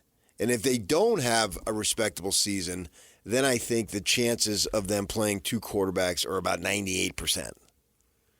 They'll be looking for answers if they don't get the wins. Because if you stick with the same guy, then that probably means you're winning. And so there's possibilities right now that we look at, okay, I'll believe them. I'll take them at their word with a little bit of a caution, saying I reserve to change my mind 12 times. Right? And I picked 12 because that's the number of games that they have guaranteed. Right. And so when we get to Thanksgiving week, we'll have a really good idea of, okay, what they told us in August. How true was it? Yeah, it was either, okay, or, man, that was a load of crap. Neither of those dudes can play. I don't think it's going to be the latter. Mark says, give them all the time they want. The Utah coaches in 2021 probably wish they'd thought harder about giving Brewer the job over Rising. Some things are never certain until you put them in a real game. Yeah, but sure, in retrospect, again, the retrospect decision is so easy. The classic Monday morning quarterback, right? Yeah. There's very few people, and y'all can back me up on this, that can tell you ahead of time that they should have gone with Cam Rising weeks, months before it actually happened. And then there's you. Can you tell us that now about these 2 Cougars? I just said no. If I could, I would. So we'll have to see them when they can be tackled, not when the whistle is blown, because somebody might touch them. Right. I want to see more evidence. I want to see game evidence. At this point, what they do in practice, the work is done. The hay is in the barn. If you don't know by now, you're never going to know. You're going to make a wishy-washy decision. It's not going to be one of conviction. You're going to make a decision, obviously. Somebody's got to run out there. But I believe if you don't know by today, and I'll include today's practice, if you don't know when you walk off that field around 6:30, whenever it is today, then you are not making a position of strength, a decision of strength, out of strength, I should say, a decision out of strength. You're still basically flip-flopping. Well, we got to go with somebody. You have to know. And these quarterbacks that you listed earlier in the last segment in What's Trending, when the coaches came out and said... Miller Moss is the starter at USC. Yeah. Sam Levitt is the starter at Arizona State. Yeah. On and on. Right. Now, I listened to the comments of Dillingham about Levitt, and he seems solid. Now, maybe he's selling us a false bill of goods and hope here, and that's really all the Devils have right now at this stage is hope. And I can see why they did that. This kid's a redshirt freshman. The other kid, Sims, is on his third school, and he's got one season. Well, you're not really going to do anything this year, so let Levitt get out there. But Dillingham's saying, and I told you this on the drive down yesterday to Provo, they got 300 plays, and he only had 2 interceptions. Wow. No, that's roughly 5 games. 60 plays per game? Sure, yeah. I can see that. That's what he said. So that would be 2 turnovers in 5 games, so that'd be 4 and 10. Maybe he'd have a 5th turnover. If he only has 5 turnovers in 12 games, ASU probably surprises some people. That's not very many negative plays, and negative plays get you beat. I understand that, but at the same time, I would have liked to say, man, this guy, he had 37 explosive plays of over 20 yards. Getting the ball downfield. We got some skilled players out on the outside and out of the backfield and blah, blah, blah. And he utilized the weapons. He spread the ball around. Oh, he only threw 2 interceptions. Okay, sign me up. I mean, but you got to go with you got to go with. And their program is not at the position where they can be touting all the great stuff that they've got. The goal is in the next year or 2 to get better. And then by year 3 or 4, then you're off and running, right? That's the plan. Here for BYU, they've told us a little bit about some explosive plays, and we've seen some. So I think it's there. But if they don't know for sure, then it's not a position of strength. And then I asked A-Rod this yesterday. They talk about how the team knows. So when the decision is made, the team is well aware of it and thinks, that's the guy. And I wonder if it's that close, would you have some dudes over here thinking, wait, we got to go this way? Yeah, if it's that close, that would make sense that some guys would evaluate it and pick one quarterback and some would pick the other. There was I think it must have been Riley Nelson Heaps. And those times, training camp practice in August, it was almost all open, if not all. And so we're all down there for 2+ hours. And they're having a team session, and they would do it right in front of you. They wouldn't go way down into the north end. and they would go east to west so you could stand in the shade and see everything. Mm-hmm. Well, so essentially the media was on the sideline instead of in the end zone. Yesterday we were in the end zone, and they came towards us a little bit, but mostly they were doing red zone, going the other way 100 yards away. One of the receivers came off, and he said, you could hear him. He said, "You're a quarterback, not a running back. Throw the bleeping ball." I don't want to give up names, but I know the names. And we heard him say it, and thinking, well, that's a problem if that kid is chosen, because you want everybody on board. So I'm wondering here, if it's that close, wouldn't there be some other guys who have some stature? Reiner Swanson, you asked him to evaluate the quarterback. He ain't going down that road. Forget that. He's a freshman. He's just grateful to be here. And if you throw me the ball, thank you. If you don't, okay, I'm not saying anything. I've got zero street cred here. I got all the stars, and I visited Alabama. But that's last year. And I don't want to weigh in. Right. Yeah. But I think you've got some other dudes that have tenure in the program. They've got a couple of receivers that have been around for a little bit. And suppose they think, well, the coaches choose quarterback A, but I'm thinking, wait a second, it should be quarterback B. Or vice versa, whomever. I'm wondering how that's going to play out. That's fascinating to me, how it works out. Then maybe they just say, hey, we'll get behind this guy, even though if it were me, I would have chose this guy. And probably some of it is self-serving. Maybe I caught more passes from quarterback A than quarterback B. Quarterbacks tend to look for certain routes and certain receivers. We've seen the chemistry and all that stuff. And whatever, all those emotions you're talking about are real, but as soon as the game starts, if you go out and catch a touchdown pass in the first quarter, you're probably going to like that quarterback. If it works, of course, right. But that's not the issue. It becomes an issue if it doesn't work. Obviously, if it works. If you're at SMU and you're down 21-0. Then everybody is excited about whoever they chose. If it works, all the fans, all the players, the defensive coaches, on and on and on. The media, everybody and their dog. If you start out 3-0 going into your first conference game, you made the right call. Everybody's all fat and happy. It's when the losing, or if the losing comes, that's when has an opportunity to divide and faction up a little bit. When you're winning, it's the ultimate deodorant, as everybody will tell you. So that's the thing that I'm not concerned about it, but I'm really intrigued to see how it will play out. Curious, not concerned. But I mean, I don't have any concern. It's none of my business. I mean, I'm just going to watch the games and evaluate them. If they play well, I say they're great. If they didn't, I'm saying they're a bunch of boneheads. If the quarterback stinks, then I'm going to say, I said 3-4 years ago, play Rising. And they didn't play Rising for 2.5 games, and it was a mistake. That doesn't mean I don't think they're good coaches, and I'm not calling them to be fired or anything. But I thought in talking to Rising in the spring before that season, he should be the guy. I couldn't necessarily identify any great thing that he did, but I could identify that he was a winner. And that's what mattered. And he was, and he is, and he will be a winner. When we come back, the U getting ready to honor players, a ring of honor. The standards have been set.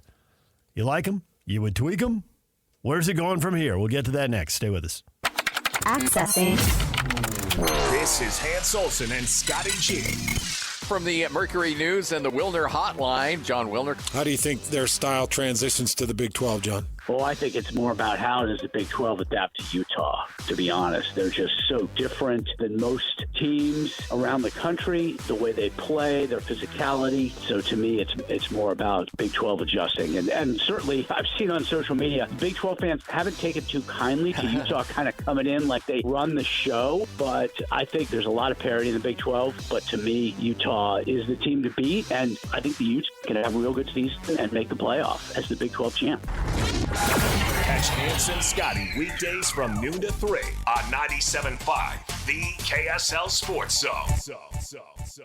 The band of the day today, Led Zeppelin. Robert Plant celebrating his birthday. It's brought to you by Live Nation. For all the live concerts and events in 2024, check out livenation.com.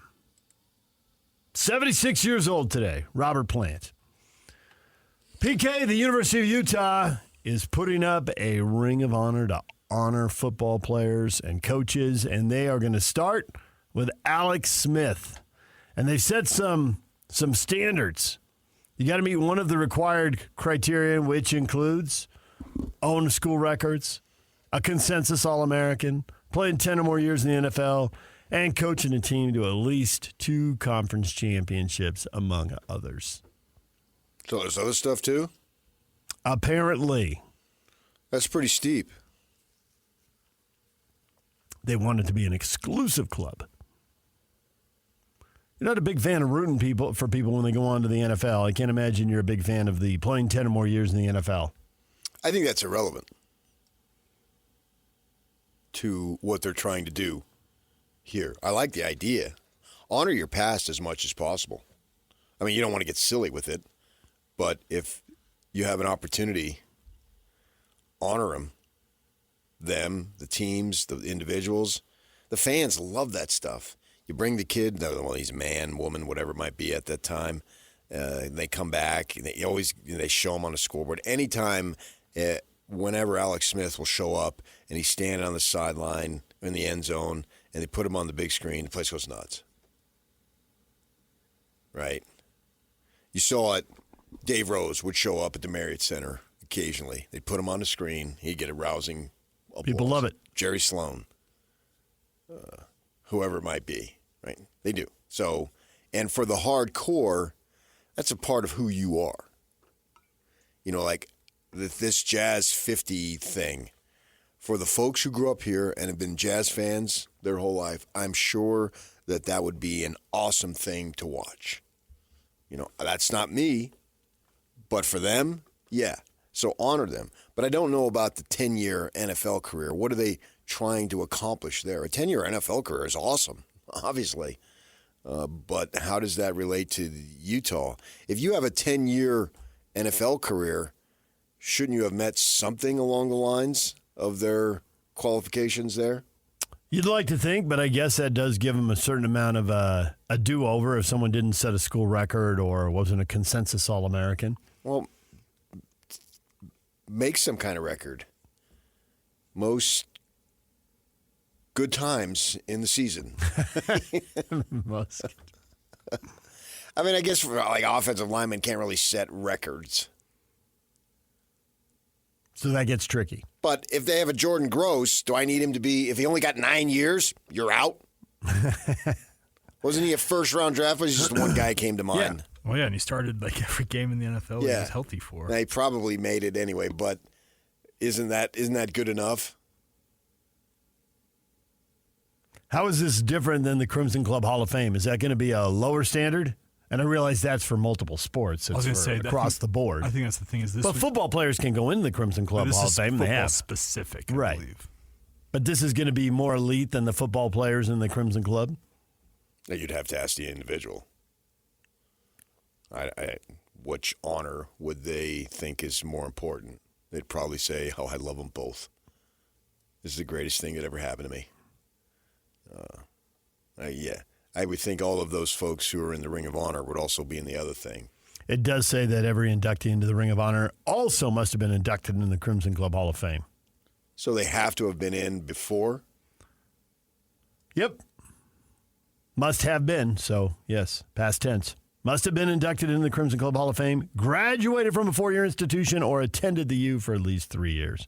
That one gets tricky. Remember that when they started hanging the numbers in the rafters and at the U, and they had the standard you had to go there 4 years, and then college basketball changed, and the best players weren't staying 4 years anymore. Well, the only one is Bogut, though. Yeah. That's it. They made an exception for Bogut, which I don't understand why they did that. Because he was the number one pick in the draft. So what? And they went to the Sweet 16, and they wanted to honor him. You can't tell me that Bogut meant more to the University of Utah than Mike Doliak did. And Doliak didn't get it. Which seems like a big omission. That bothered me. Given the leadership he provided. Right. I was there for Doliak's 4 years, obviously. Right. And then he stayed in the community for a good while. Yeah. I believe he lives up in Montana now. Yeah. Van Horn was so good, and they were Elite Eight, and Van Horn left, and it didn't seem like there was any way that, man, you lose that kind of talent. Number 2 in the draft. And Doliak was resolute from day one. Our goal is always to go one round further in the tournament than went the year before. Keith's gone. Our goal is always to go one round. It was like he was just going to demand it. Well, it would have been interesting if they would have, if Doliak would have only been a junior, what would have been the goal? And they won it. What would have been the goal the following year? If they had won it, yeah. But you can't go any more beyond what they win. But you have to think about, they've got teams that got knocked out in the Sweet 16 that have multiple jerseys retired, multiple names, and yet from the Final Four, they've only got one. One. But the legends over here went out in 16. I haven't slept well since. Yeah, but that doesn't have anything to do with the... I know, but I just wanted to say it. So I think that I think they got to go, rather than some hard and fast rules, they have to be some guidelines, and be willing to adapt. Doliak, to me, should have, and you can argue Alex Jensen for that matter. Now, or they could have gotten by putting the team up there. Sometimes they'll do that, and then they'll have a banner with each of the individuals' names who are on the team. That's the way around it. But again, guidelines, and then react to the situation. Especially in football, where you can be really good, and then injuries keep you from playing the 10 years in the NFL. Shouldn't Scally be on that list? Scally would be an excellent candidate for that list. Given Who what he's done as a player, UVU football more given what than he's Morgan done Scally? as a player and a coach? That would be no one. There's not a single soul who represents U of U football more than Scally? Who bleeds red more than him? There's nobody. Sharif. No. Played and coached. Nothing against Sharif. Right. But he didn't grow up down the street. He grew up in Southern California. And you can argue that they're tied, but no one's more. I just wish before they would do things, they'd consult you? Yes. So silly sometimes. DJ and PK, we're joined now by Adam Jackson. Beehive Meals. You don't want to cook, and you don't have to, do you, Adam? Nope, especially when we got PK consulting with us as well. Yeah, what do you need, AJ? I am your guy, man. You got any, toast in your back pocket or anything? I can test it right now. Not today, but I am starting to get hungry. So we talked in the last segment a little bit about Beehive Meals, and they provide the meals for people who are busy, on the go, and can save a lot of time. I'm sure people are curious, well, what kind of food? What are some of your favorite meals? Yeah, and I've actually got a list in front of me, which, I'll point out some of my favorite meals. So just to clarify for those that missed it before, we are a local Utah meal prep service that specializes in slow cooker freezer meals. What's neat about how we do the food is it's a rotating menu. So month to month, it's different. On this month, some of my favorites, we've got, for instance, a Bang Bang Chicken, which is awesome. It's one that you'd serve over rice. It's actually brand new to the menu as of a few months ago. Chicken Cordon Bleu, that's probably a customer favorite. That's on August menu. Let's see here. There's a barbecue pork. One of the concepts I like most about our meals is how customizable they are, in the sense that you don't have to follow a recipe on how to prepare it. The barbecue pork is a great example. We'll recommend that you serve it over, say, sandwiches, but you can also do it over a pizza or a salad or as a wrap. So you're not necessarily tied to a specific way of serving it. I chose sandwich. My wife said, you want salad or sandwich? And I just threw all caution to the wind, and I said, I'll take the sandwich.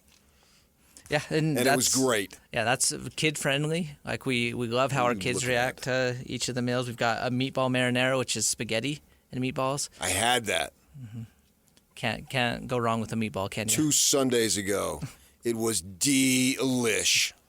I'm going to keep it short here. I don't want to go the whole thing delicious, We got to move on to other stuff. He's got a lot of food here. Yeah, so it rotates every month. So you can check out our website, see the latest and greatest as far as what we have on the menu. August is what we're currently serving right now. We always release the menu a little bit early so you can see what's coming up. So September, we've got classic meatloaf.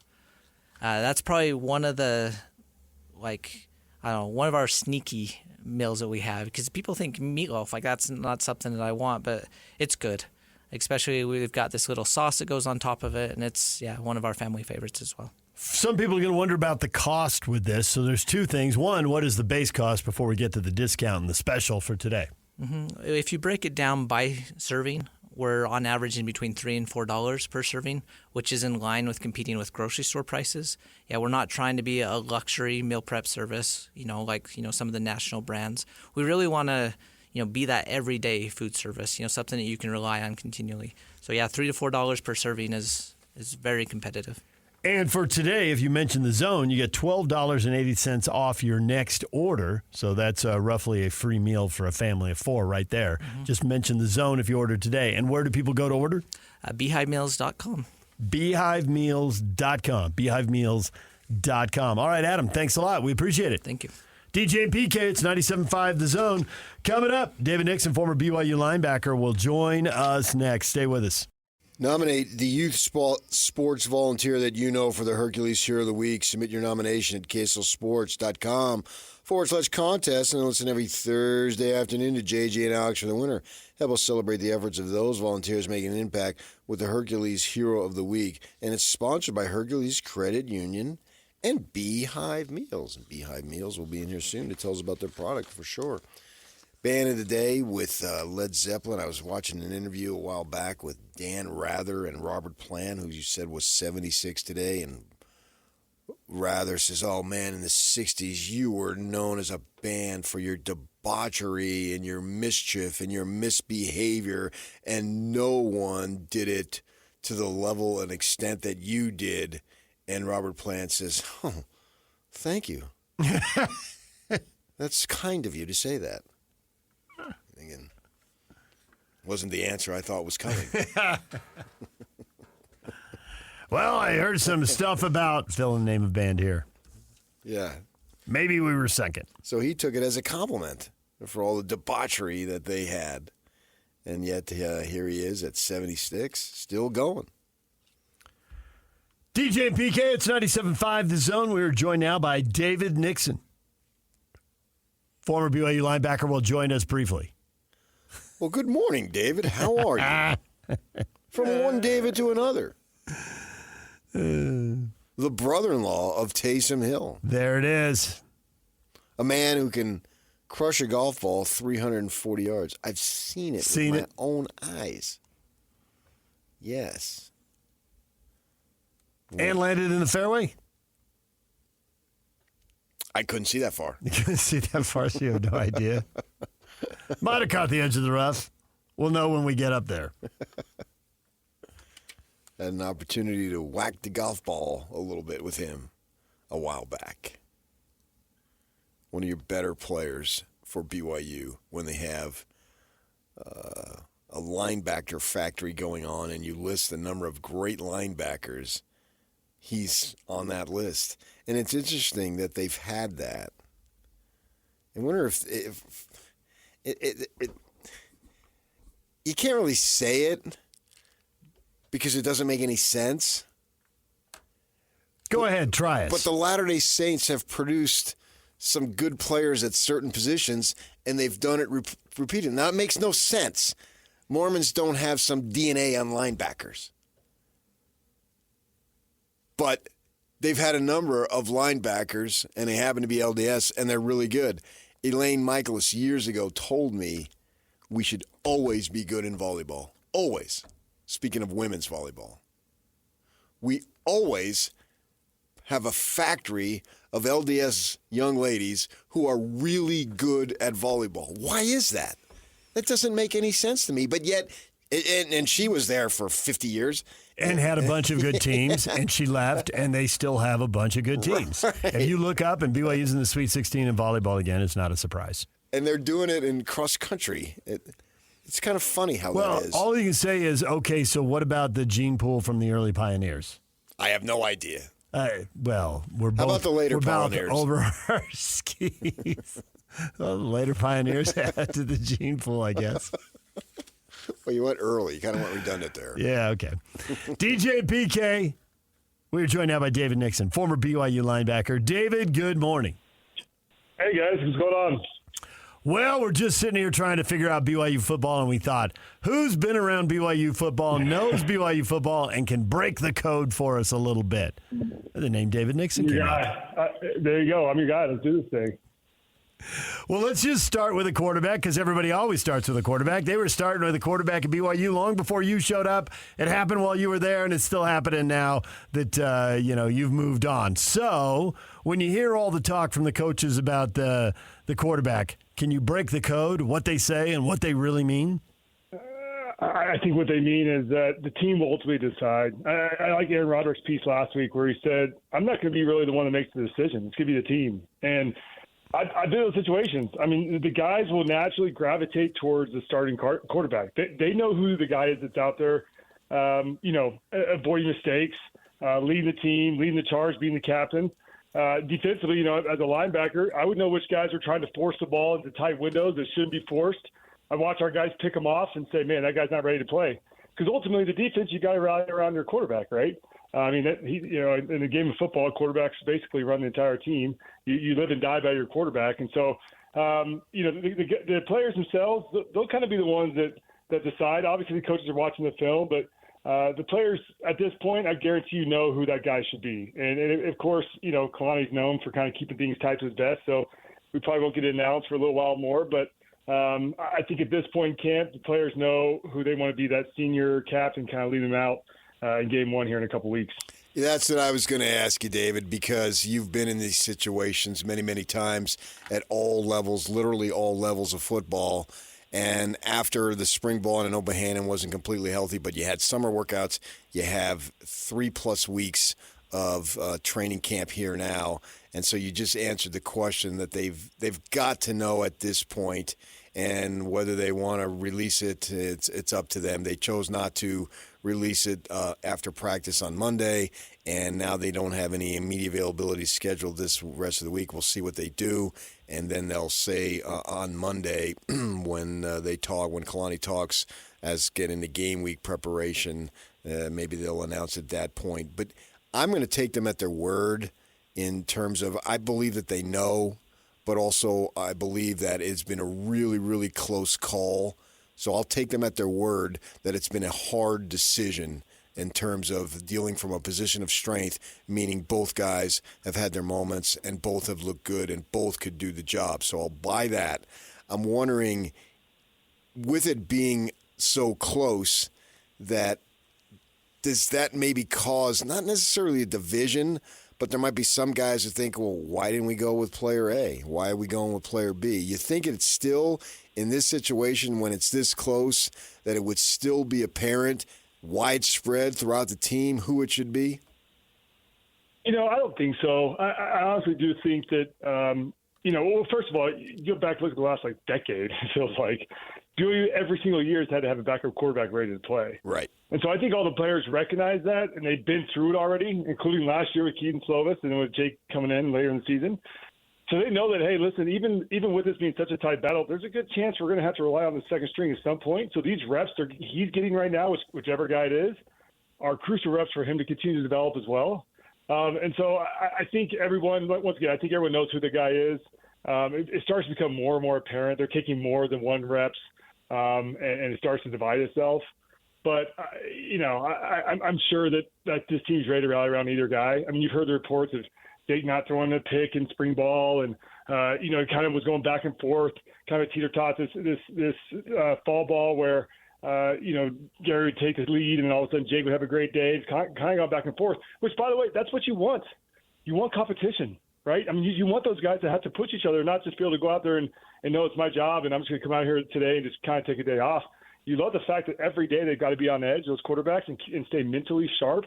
And so I think this has been the best case scenario for BYU to have two guys that are neck and neck pushing each other and getting prepared for this game opener. Because it's, at the end of the day, like I said, it's going to probably take both quarterbacks this year.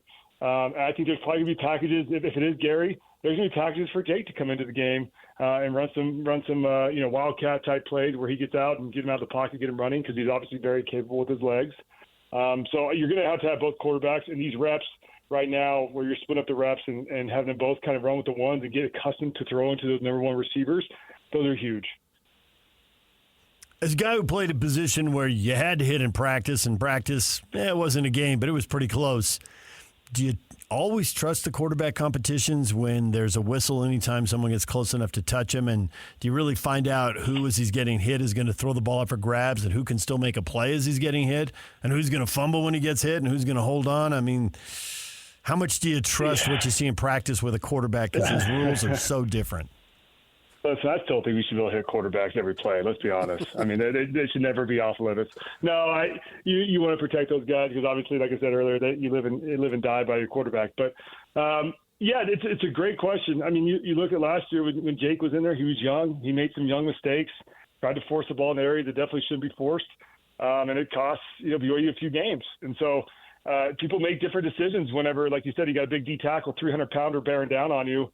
And you might break your collarbone if he lands on you, and you're going to try and force the ball or get it out too early and make a mistake. So it's a real worry. But at the same time, these guys are in college. It's the same thing when people mention about tackling for defense. Like, you guys don't tackle for the first couple of weeks. How does that affect you? I kind of always tell people at that level, you know how to tackle. I mean, it's your job at that point to know how to tackle, and so you don't need a ton of live reps per se.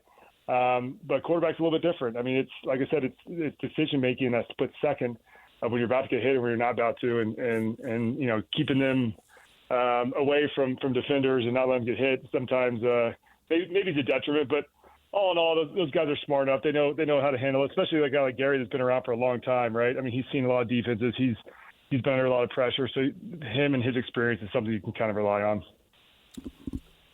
As you got older at BYU, you were a leader on the defense, and I'm wondering, you need the quarterback to play well, obviously, to win games, and that's the objective. Everybody's happy when they win. When the decision is known through the team, do you think as a defensive player, whoever doesn't win the job, that in the immediacy it's a blow, knowing that, hey, you still got to have your same intensity because we're going to need you? Do you think as a defensive player, some of the leaders might want to go to that guy who doesn't win and say, the proverbial keep your head up because we're going to need you here at some point and you're going to have to come through for all of us? Well, 100%. And once again, assuming say it is Gary, right? Jake's been in the same position last year with Keaton Slovis. And so for him, it's something that's a kind of familiar kind of scenario where he knows that he's the backup and hopefully the guys rally around him. But also the guys know that, hey, once again, we might need this guy. It's this football, the sports, it's a brutal game. Utah experienced with Cam Rising a couple of years ago. Quarterbacks get knocked out all the time. And so you got to have that backup prepared. And honestly, you almost pay more attention to the backup because you don't want them to just go into meetings and kind of take a lackadaisical approach. You need them focused, and you need them ready for any minute they can be thrust in that starting role and the guy come and perform. And so, yeah, I'd almost say you take extra care with the backup to kind of put your arm around him and reassure him that, hey, we're going to need you at some point, so be ready. Don't just, slump your head and go through the motions from here on out. Maybe even get sharper with your skills. And listen, we've seen it too, where not only because of injury, but because of performance, guys get benched. And so, that backup spot, that quarterback backup spot, you got to be ready because you can be thrust in any moment. You get a couple turnovers, a couple bad throws, and you need a different look, and boom, you're in the game. So that's definitely a spot where you got to be prepared mentally every week to be the guy. How much of a sense do you have that the team could be more ready for Big 12 play now that they've been through it for a year and they've gone to 2-7, have a chip on their shoulder versus last year when it was all brand new? How much does that matter, you think? I think it's huge. Listen, the independent schedule was so odd in the sense that you had to front load the schedule because other teams got into their conference play, and then all of a sudden the back end was kind of cupcakes, right? Now with Big 12, it's the opposite. You've got to kind of ramp into the season, and you've got to be able to sustain that throughout the entire season. There's no gimmies, after week 3. You're boom right into conference play. And so I think last year, understanding what it takes to finish, BYU did not do a great job of finishing, obviously, a 5-game losing streak to finish the season. And so they've got to find a way to compete this year all the way to the end. And we're talking all the way to the end of the games, but most importantly, all the way to the end of the season. And the fact that BYU, all they needed was one more win out of those 5 to get the bowl eligibility, and they couldn't pull it out. That says something about this team. And so they've got to find a way this year to finish it out and like I said, finish games and finish the season. And I guarantee that's something that Kalani's been harping throughout the offseason. They've got to find a way to compete better. And so I think last year, the experience, knowing that you can't just walk in. There's no Utah Techs or Southern Utahs on the schedule late in November. They're all conference games, and they're all obviously super important. So understanding that and having those guys that have been through it. And hey, and remember, it was a really young team last year. And you bring back all those guys that were young. You bring back all the guys like Micah Harper that were injured last year that are now back. And this team's got a lot of experience, and they've got a lot of, from a age perspective as far as juniors and seniors. But they also have a lot of freshmen, sophomores that were thrust into starting positions last year because of injuries that are also coming back. So you get a really interesting dynamic with this team where you got senior leadership, but you also got youngsters who have had significant playing time. And you combine all that together, and I think people are sleeping on BYU. Vegas 4.5 wins. I think when you take into consideration what I was just talking about with experience, I think BYU could have an interesting season. I'm not saying they're going to go win 10 games per se, but I think they could go out there and shock a lot of people. You talk about hitting the quarterbacks, and that wasn't good enough last season. How do you think it's going to be this year? Yeah, I think Jay Hill kind of really took a moment this offseason and kind of did some self-reflection and realized it's just not going to get done. BYU is one of the worst in the country at sacking the quarterback, as you alluded to. And they've got to get after him. Whether that's personnel and switch around some personnel or some scheme. You got to dial out some blitzes. You got to put your guys in the best positions possible to get after the quarterback. And I guarantee you they did self-scout this offseason, like I said, and Jay realized that it's not going to cut it. And in football, those sacks, I mean, there's a couple things that go along with sacks and defense to get after them. First of all, of course, the obvious, which is now you put the offense in, a second and long or third and long situation, and now you limit their playbook. But the biggest thing I think is for the morale of a defense. I mean, defensive players, that's what you live for, are sacks, right? I mean, that's the stat that everyone cares about. And whenever you're struggling out the quarterback and you can't get home, you can't get to the quarterback, it's discouraging for those defenders. And so I think Dre Hill realizes in order to keep his guys motivated, you've got to find ways to put them in successful positions to get back there and put some pressure. And so I'll also add that BYU with the secondary they've got that's shaping up to look like maybe one of the best secondaries they've had in quite a while. It should buy those the defensive linemen some time and those linebackers some time to get home, because I think you're going to have some studs there on the back end that'll be able to lock up the receivers and allow that split second for those D linemen to get there. So there's a lot of things that go into play, but BYU, no question, they've got to improve there in the rush and in the defensive rush game. What bothered you more, that the inability to rush the quarterback, or the fact that BYU ranked 109th against the run? Honestly, for me, it was the run. Because the thing about the run game, I mean, you go back to like West Virginia, Iowa State, that's just demoralizing in the sense that they're going to run the ball, and you line up and they still run the exact same play time and time again, and they're gashing you for 5, 7, 10, 15 yards. And I mean, I've been there, done that. I remember my freshman year we played Boise State, and they probably ran against us for that many yards too. And I remember Colorado State too. It was brutal. And it's tough because you almost have no answers. Every time you line up, they're just down block, kick out, and there goes the running back. And the scheme's just not set up, and the guys aren't executing. And it's bad. And that was something that was very glaring too. I mean, that West Virginia game, they just crammed it down BYU's throat. And that's one of those things where football is kind of obviously a kind of a masculine, kind of macho type sport. And when you have teams like that, they're just going to cram it down your throat. It's deflating when you line up and they just keep pounding the rock and you can't stop them.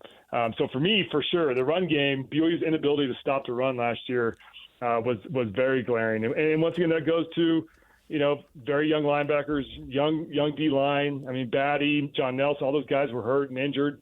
But also scheme wise, I mean, I've talked about in the past where BYU was going with what they call a wrong arm technique, where they're trying to spill it.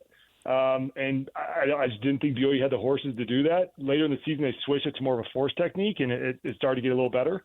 But they've got to get that dialed in this year, because obviously teams are going to go back and watch the film from last year and continue to try to exploit that from BYU defense. And they've got to find a way to stop early, because you've got to make a team one-dimensional. I mean, if they can run the ball, that sets up the play action, and the next thing you know, your safeties are up in the box and they're dumping over the top. It's bad. When teams can run the ball, it's going to be a long day. I remember those horrific weeknight games against Boise State and Colorado State. You didn't have to bring them up again. Those are bad memories for everybody involved. But obviously, very bad. I still have nightmares about those two games. Yeah. And here's the thing, PK. That was a different time. That was freshman year. BYU was running a 3-3-5, so you're definitely more susceptible to the run game. I mean, you've got 5 DBs on the field, right? I mean, it's that defense wasn't designed to stop the run. And so scheme-wise, and it kind of goes to what we're talking about with this current team, scheme-wise, you've got to tweak it, and you've got to go into games with a different type of scheme to handle it. But it's easier said than done, right? I mean, it's tough to have defenders switch their mindset from a certain technique to a new technique each week, back and forth. And so I think that's where they've got to come up with a solid kind of game plan and scheme to be able to stop the run, because like I said, teams are going to continue to try it until BYU can prove they can shut it down. So I've seen you, David, hit the golf ball. Who's longer off the tee, you or your brother-in-law Taysom? Oh, man. Unfortunately, I have to give it to Taysom. The kid hits it like 330, 340. And the funny thing is, he does it with like a 2-iron. He has like a driving iron that hits like 300 plus. And it doesn't make sense. I tell him the only time I'll wager some friendly money is when he uses a driver, because that gets a little squirrely. But the kid, I mean, he's just a freak athlete. And you saw it in the preseason game this last week. I mean, they lined him up at tailback. They lined him up at fullback. They lined him up as tight end. I mean, they flanked him out and put him like a slot. They're moving him all over the place, and he's pretty excited. I mean, the Kubiak addition at OC has been huge. I know it's kind of given some kind of renewed energy going into the season, because I think they're going to continue to utilize him. I mean, as we saw in the preseason game in all sorts of different positions. So he's pretty pumped. When you talk about that money, man, I mean, for every $1 that you give out, he ought to be giving you $5. This guy's just loaded, man, isn't he? Yeah, we always have to weigh it, we make sure it's a fair distribution here.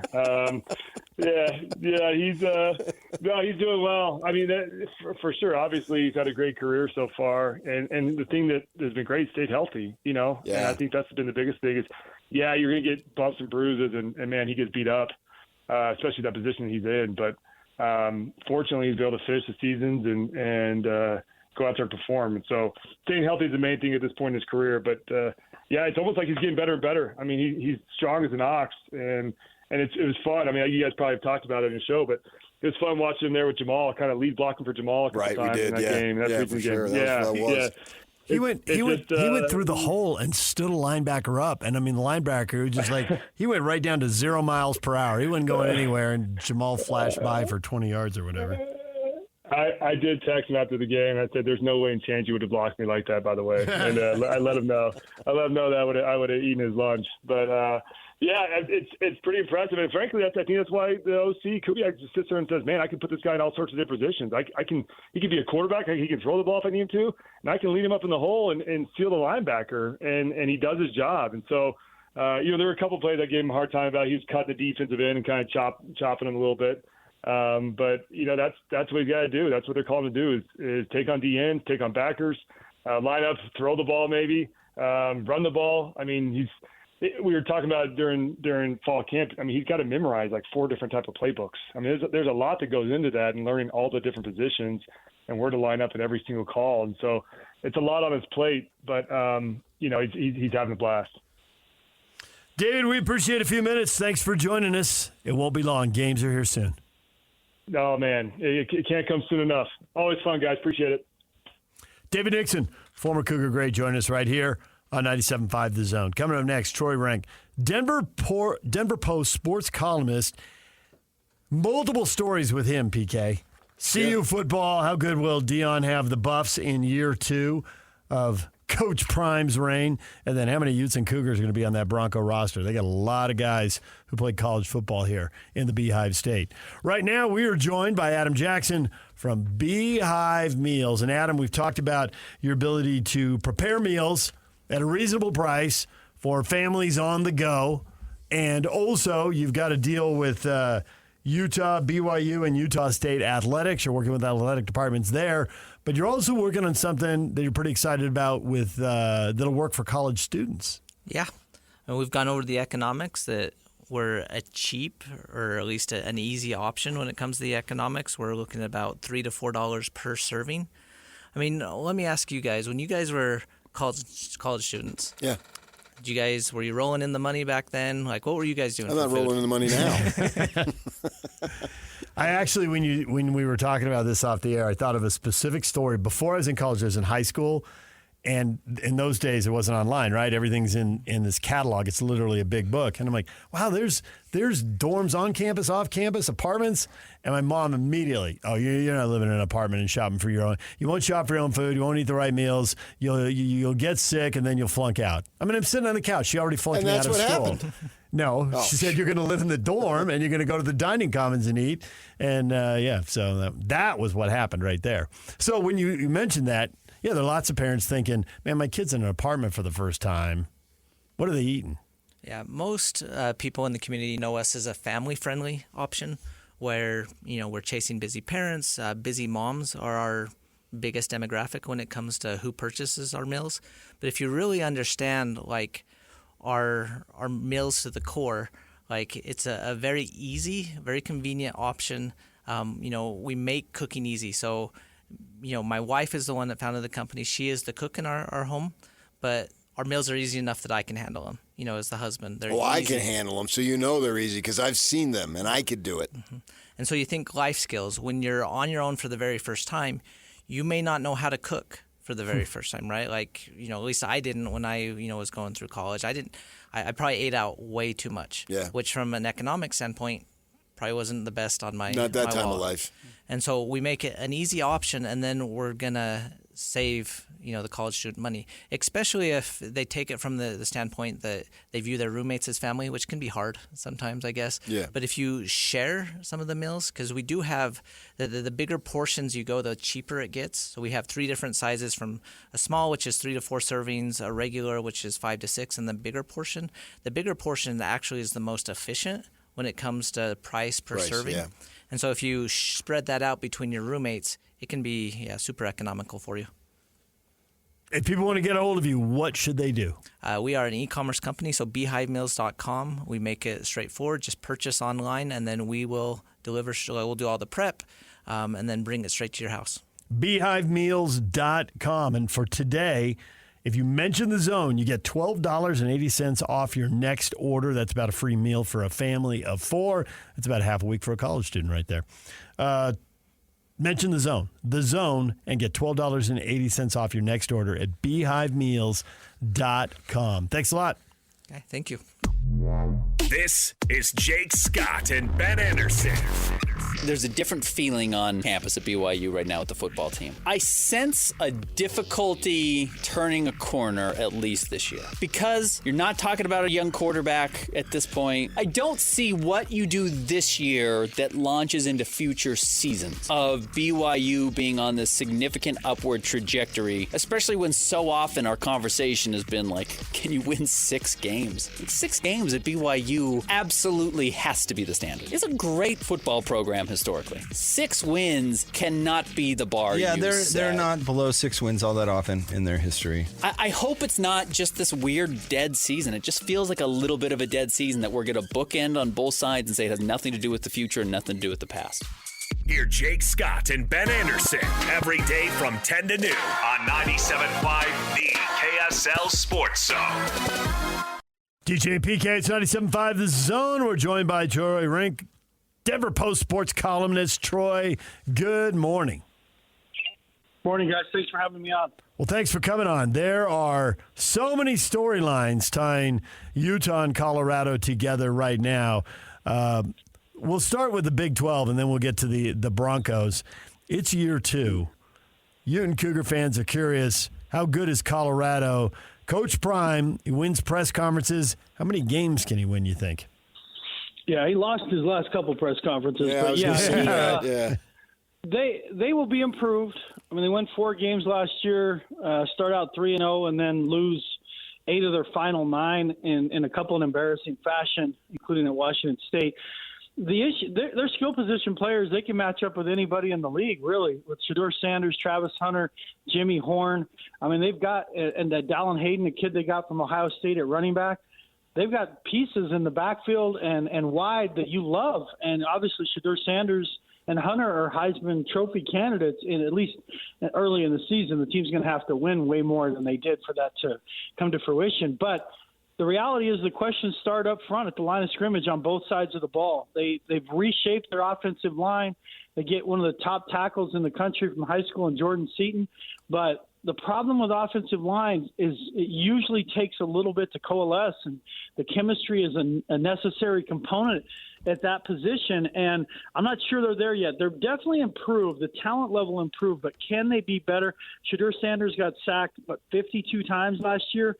That number's got to come down to like 25 for them to have the season they want. And defensively, they've got a couple of better defensive linemen, but there's just still concerns. Can they slow the run? You know, Warren Sapp said the other day he's their new D-line coach and along that line, and that they're going to be way better against the run. And if that's the case, then their season will be better. But can they run the football and slow the run to have more balance? That's what we all want to see. But for me, I have them picked to go 6-6, so they'll be better. But I don't know that they're going to be significantly better until I see the offensive-defensive line play in a real game, or at least 2 or 3 real games. 6-6. Do you believe, brother? Do you believe? Are you a believer? Yeah, I'm not on that train yet. Now, they're fun to watch offensively at times. We got to see more. And that's just Deion is amazing at recruiting skill position guys. There's no question. It's harder to recruit offensive line, and they're living in the portal to do it. And the reality is a lot of those guys are available in the portal because they were just very ordinary, or in some cases not very good. But so we'll see. But that's, for me, it all starts at the line of scrimmage. If they're going to have that 8, 9, even some people talking 10-win season, I got to see that. And the other thing is, given the issues the program's had over the last 20 years, and I'm an alum, so I watch almost all their games. If you're going to have a special season, you got to start winning on the road. And that's where it gets tricky for me. Again, they beat TCU, and that was easily their most impressive win of the season. Unfortunately, it was their first game of the season. But if you're going to be this type of team people are talking about in November, can you start winning on the road? And it's an easier schedule, certainly, than the Pac-12 was last year. But those are the questions they've got to answer. You can't just say we're going to be great when your road record the last 20 years has been among the worst in college football. You got to go prove it. And then there are the Denver Broncos. We got former Cougar at quarterback in Zach Wilson. We got Utes pretty much all over the field on that team. Some new, some have been there for a while. I guess start with quarterbacks. Are they going to keep 3? What are the odds Zach's going to end up on that roster? I think he is going to make it. He's had his last game wasn't great, but the last 2.5 weeks or so, he's gained real traction. Sean Payton has an affinity for him. The reality was he was going to be their starter had they not been able to draft Bo Nix. They acquired him. It took months to acquire, to bring the money down to $2.75 million for the season, and he was their insurance. If a team came up and took Bo Nix, the Broncos probably take a non-quarterback then in the first round, and then they roll with Zach Wilson. But obviously when Nick shows up, Wilson's situation changes dramatically. But I don't think he would slip through waivers. They like him enough. It's a luxury to keep 3 quarterbacks, especially with the new dynamic kickoff rule and needing more tacklers at times on the roster.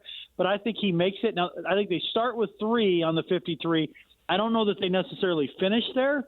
I don't think they will, but I believe Zach Wilson's done enough to make the roster. He's been rejuvenated here. It's been a little bit of football rehab for him. So, hopefully for Zach, after a year here, he goes out and finds a good opportunity. I think he's probably going to get one more shot in the league to start, but obviously it's not going to be here. So is he the 2 or the 3 then? I think he opens as the 3. I think at some point he'll move in to be the 2 during the season is my guess. It's hard to do during the season because the reps go way down, but I do think there's a chance he becomes the 2. But to start the season, he will start as the 3. He could be thrown to a couple of Utes. Tim Patrick is coming back from a couple of injury-plagued years. He's now 30. He just scored a touchdown. And then there's Devon Vele, who's brand new, just making the move. Is he going to make it as a rookie? Do you think there'll be 2 Utes in that receiver group?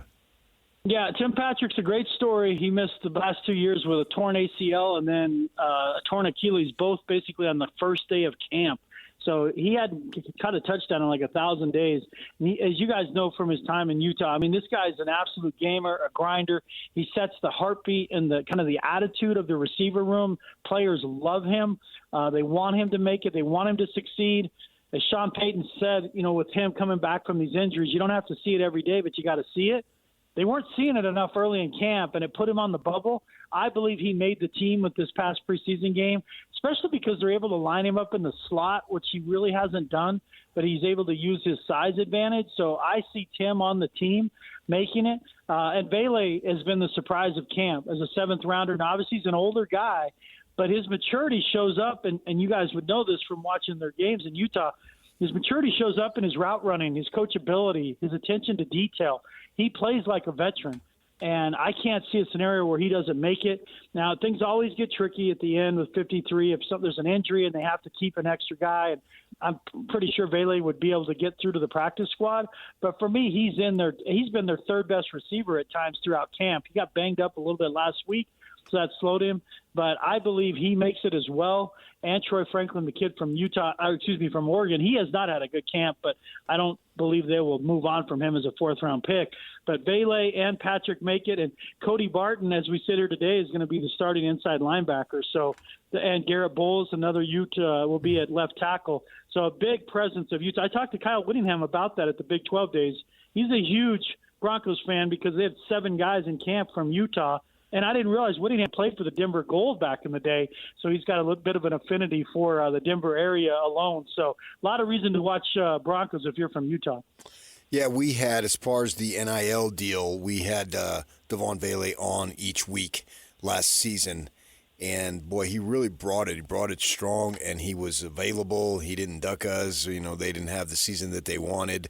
But him being one of the seniors, I guess he was a junior, but old senior in terms of experience on the team and tenure, that he was a stand-up dude, and he got better as the quarterback issue, as you probably remember, with Cam Rising was all scattered. And once they got done with that, and he was developing a relationship with Barnes, the quarterback, he ended up putting up some big numbers.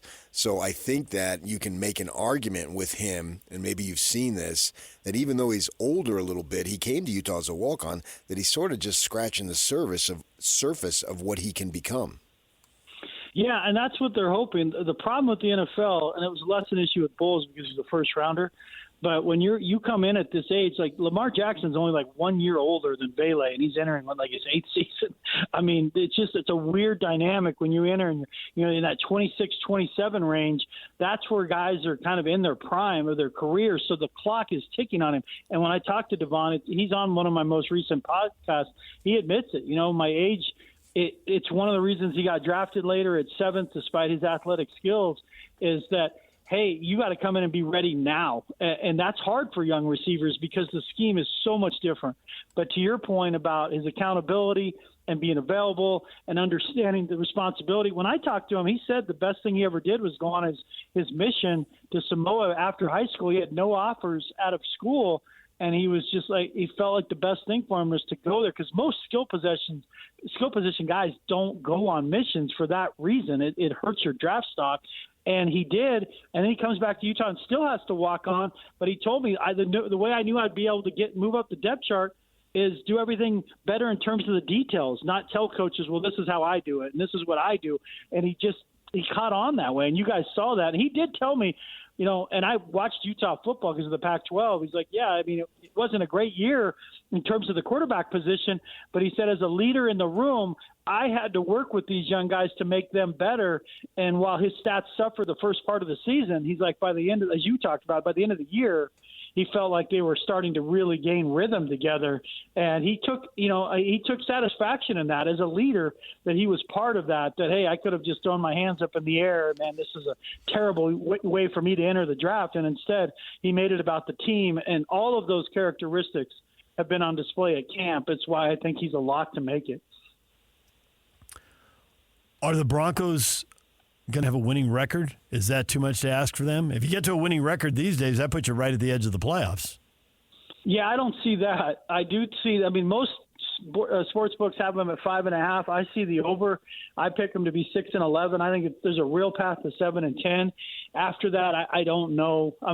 Now they're young, they're hungry, they're in a much better position than they were last year. Sean Payton's loving coaching this team, not being, kind of held hostage by Russell Wilson in terms of the offense he wanted to run. They just did not get along, professionally. And then at the end, personally, it just was a relationship that had soured. And you can just see how much Sean Payton loves coaching this team, but nobody's given him much of a chance. And a lot of it starts on offense because you look at their skill position players. And I tell people all the time, when you're so high on the Broncos, who on this team do you take on your fantasy league team? Maybe Sutton. That's the issue. Now, again, someone like Bailey, by the end of the year, we're like, man, he's got 40 catches and 500 yards and 4 touchdowns. We didn't see that coming. Or Greg Dulcich, the tight end, finally stays healthy. And Javonte Williams, year 2 removed from ACL surgery, is showing burst, so he's better. But I don't see them as much more than a 6-7 win team. But they're well coached. They have the proverbial chip on their shoulder. It's just they're in the AFC.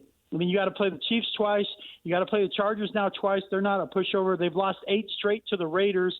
And then you play Baltimore on the road. Like their schedule, if they don't get off to a fast start, they got no chance to have a winning record. Those first 8 games, and realistically, they need to go like 4-4 to give themselves a chance to surprise people. But they are a team they're all rallying around the idea that we're going to be young, tough, smart. It's got a kind of a collegiate vibe to it. So I like that. It's just the NFL is different. At the end of the day, there's a real issue of talent, and some of these guys that are young have got to step up for them to surprise people. And getting back to Deion, that thing a couple weeks ago, and especially with the CBS dude who had nothing to do with whatever his beef was, and then, calling out one of your colleagues there. He's negative. Well, yeah. I mean, if you grew up in journalism, that's the way the job is supposed to be half the time anyway. So I would have said, yeah, that's how I'm employed. But he handled it the way he handled it. I thought it was so stupid for Sanders to make an issue out of all that stuff. I'm wondering, does he just want to have with the intention of nobody believes in us versus the world type mentality? What do you think is the motivation there? Well, I mean, Deion as a coach is much like Deion the player. I mean, I covered Deion the player when he's with the Cowboys for a little bit. I've been around him as a player. I don't see much different as a coach, which as a player, if you kind of spar with the media and go at it and talk, it's just part of it. But as a coach, you're representing the university. You're the highest paid employee in the state. There's a responsibility for me that's a little different, that you have to understand that, these questions you have to answer them as the head football coach. And they're not, this isn't Woodward and Bernstein. This is just football stuff about, why do you struggle here? What's going to happen here? It just feels like with Deion, it's not an us against them. It's either you're on his side or you're not. He doesn't see the media in a traditional sense that when you cover them and they're good, you write they're good. When you cover them and they're bad, you write they're bad. And in his case, it feels like, and I've only written about 5 columns since I've returned to the Post about Deion. I've been to, I think, 3 or 4 pressers now with him. It just feels like to me, either you're on his side or you're not. And that's not journalism. We're not on your side. The whole idea is at the end of the year, you come up to me and say, hey, I thought your coverage was fair. There's going to be things you don't like. There should be things you do like. But my job isn't to promote you and be on your side. And that's where it gets a little complicated. I mean, college sports in general have kind of, shaded that way more over the last decade. But in Boulder, it's just that's kind of the vibe. And listen, here's the deal. If he goes out and wins, he's the one that makes sense of all. He backs up all this talk. He can kind of do what he wants. It feels like he answers to no one. But they got to win. You can't keep acting like this and be 4-8. Like, you can't keep acting like you're Alabama, you're Georgia, you're Ohio State. You got to win. And that's where kind of those of us who went to school at CU when they were really good in the 90s, it's like, yeah, it's been great. CU's back on the map. They're a conversation. They were terrible before he got there. For me, maybe the worst team in D1. But he's talked the game to the point now, you've got to go win. And that's what my issue is. They don't need Coach Prime. They need an elite coach. Can he coach? That's what I want to see this year. As much as we talk about the O-line and D-line and are they going to be better up front, can he coach better? Because he did not have a good year on game day last year. He did not. For me, he was responsible for at least 2 losses, if not 3, to Stanford, Oregon State, and Arizona by just decisions made from the coaching staff, which starts with him. Troy, we appreciate the time and all the opinions. Thanks for joining us and talking to the Utes and the Cougar fans in the crowd and the Bronco fans. Yeah, you got it, guys. Yeah. Have a great season. Troy Renck, Denver Post sports columnist, joining us right here on The Zone. DJ and PK, it's 97.5 The Zone. Ladies and gentlemen, may I present... This is JJ and Alex. 6 SEC teams against 6 Big Ten teams, which I know is not possible. I'm just saying, if that were... Right. If that were the case, that actually would probably be the most intriguing from a TV interest standpoint. And I think that the G5 invite becomes like, isn't that cute? Well, we've always liked these storylines. Utah 2004 and 2008. Boise State being the BCS Busters. That's so fun for you guys. Just don't be a part of our national championship. Get the hell out of here. Just don't win that game. Just don't show up for that. Don't win that 5-12 game. Yeah, if you win your first round game, then you know what you have to do. You have to lose in that second round at the very least. Catch JJ and Alex afternoons from 3 to 6. Presented by G2G Bars on 97.5, the KSL Sports Zone. The Utah County Player of the Week Award sent weekly to the top high school athlete from Utah County during the prep football season. And this week's winner is Timview High School wide receiver Jaron Pula, who helped the Thunderbirds rally to beat Skyridge 33-29 in their season opener Thursday. Pula finished with a game-high 9 catches for 115 yards and 2 touchdowns, hauling in a game-winning pass from Carson Rasmussen with 6 seconds left in the game to win it. DJ PK, it's 97.5 The Zone. We just had on a Denver Sports Post columnist, Troy Renck, who had plenty of opinions on CU football and the Denver Broncos. And him catch your ear? Cody Barton's going to be starting at linebacker. He's had a nice career for himself and should be able to have success there. That's it. He's on his third team, and to find his way to be a starter on his third team, I think is super cool. I've said this many, many times. He's a testament to sticking it out. Injured in high school a lot, and took him a while to get going there at Utah, in and out of the lineup. Got there as a senior, ended up being drafted in the third round by Seattle, I think it was. Well, I know it was Seattle, but I think it was the third round. I'm like 99% sure it was. And made that team, and then moved on to Washington, and now here with the Broncos, and still in the league. I mean, that's just awesome. 27 years old. I just looked it up. Yeah, but it is the third round. He was drafted in 2019, so he's beating the odds there. That's great. Bowles was going to be an established player from day one.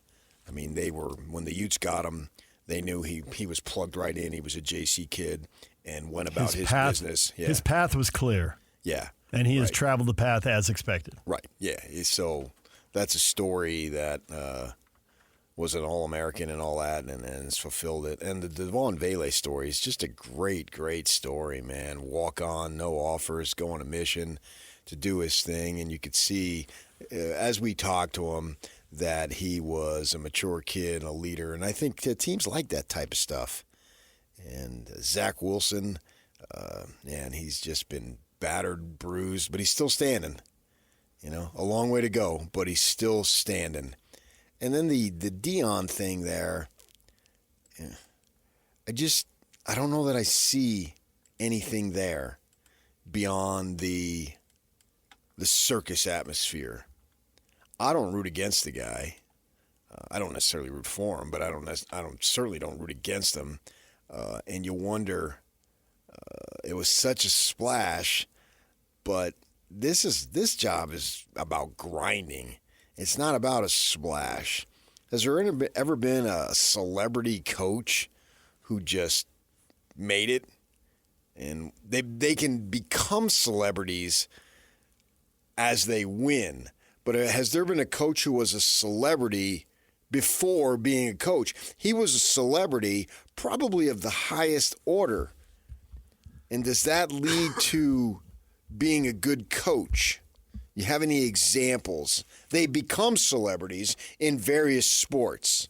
You know, Steve Kerr here, he's running his mouth last night, doing his thing.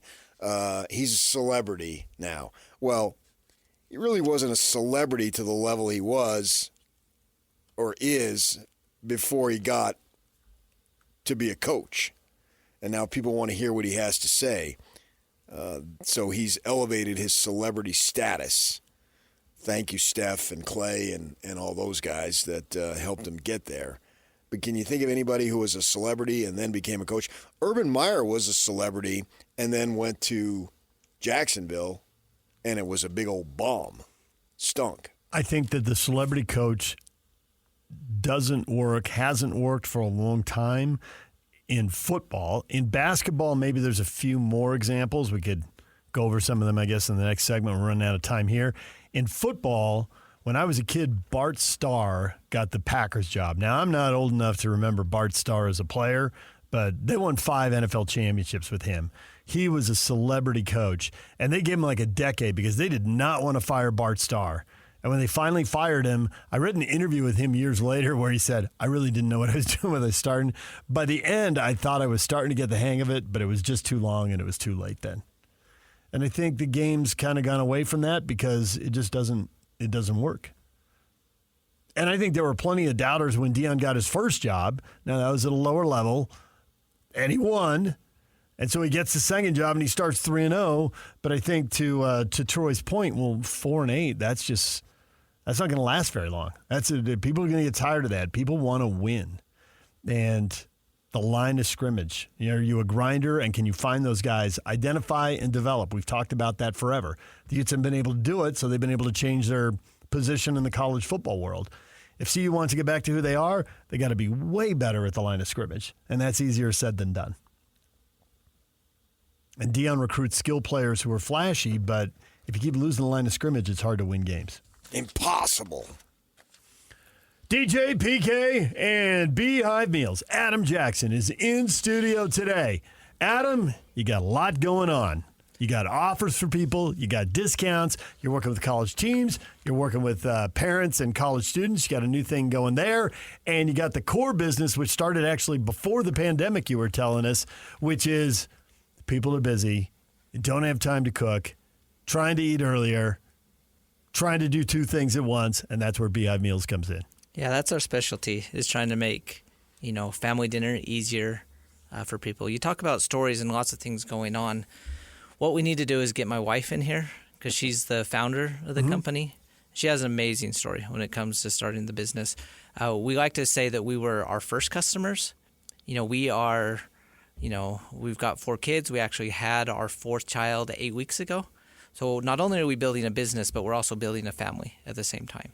So we very much understand how difficult it is to basically run life and then still take care of kids on top of that. So, maybe one of those days we'll have her come in and she'll tell her kind of inspirational stories as far as how she, started Beehive Meals. That's just freaking beautiful right there. That says it. That's what you're talking about. You got this family. You guys are busy. You're going in a million different directions. This is the point of Beehive Meals, is to make that direction, which is necessary because you got to eat, at least a couple times a day, to make it as easy as possible, and it's working. That's an awesome plan that you guys have done. Yeah, and to go along the lines of it's working, we've luckily been able to grow a company pretty quickly. Off air, we've been able to talk about, just like so many different things, but specifically how we're growing, that we were pre-pandemic, that we started right before the pandemic and then saw our sales grow month over month for the longest while.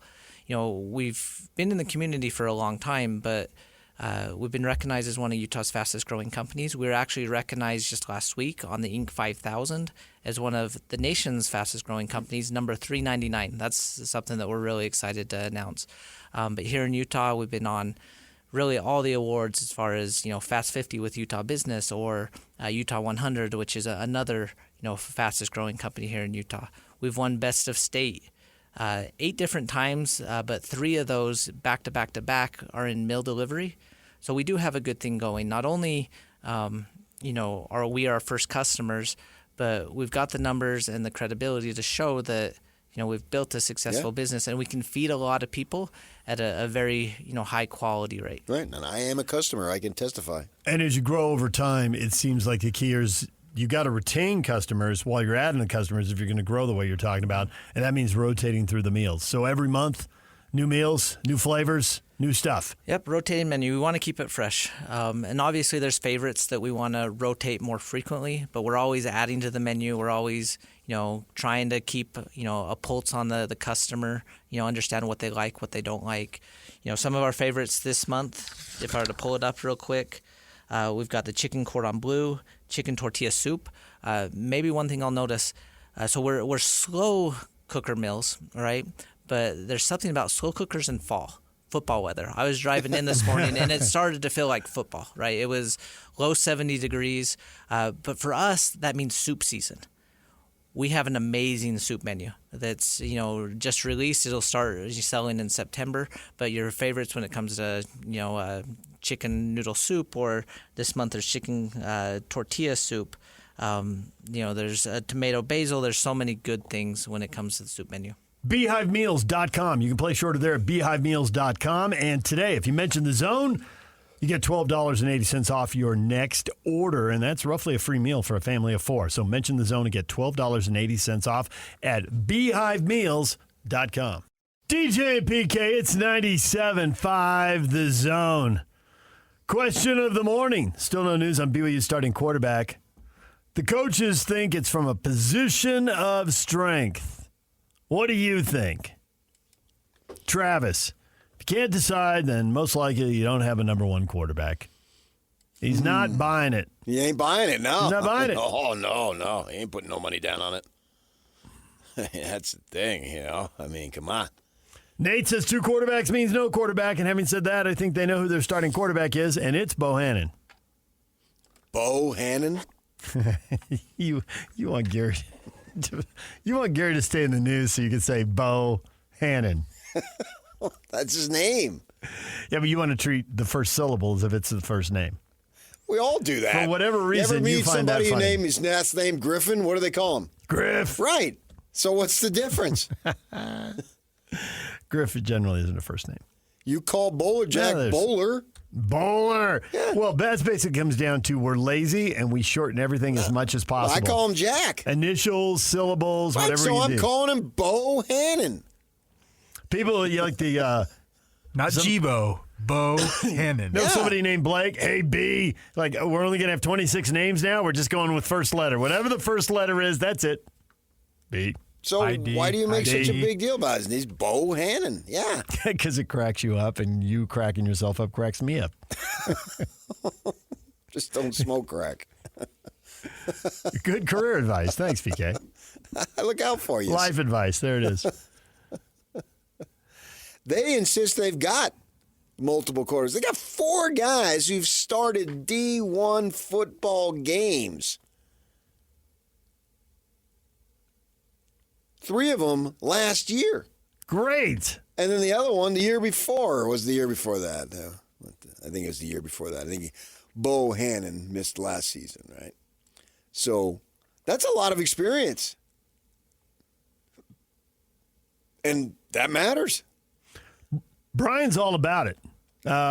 Still no news. Coaches say it's position of strength. What do you think?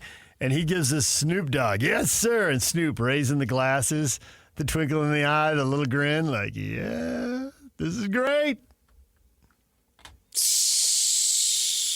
Snoop Dogg. Yep. The ultimate. No one in the history of the planet is a better self-promoter than Snoop Dogg. Agreed. Calvin, what a life. And he knows it. That's a smile I'm talking about. Like, isn't it great? Isn't it? What a country. Yeah. Yeah, I know. What a country. Right.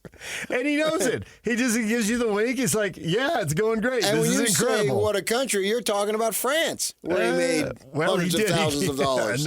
It's another country for him. Yeah.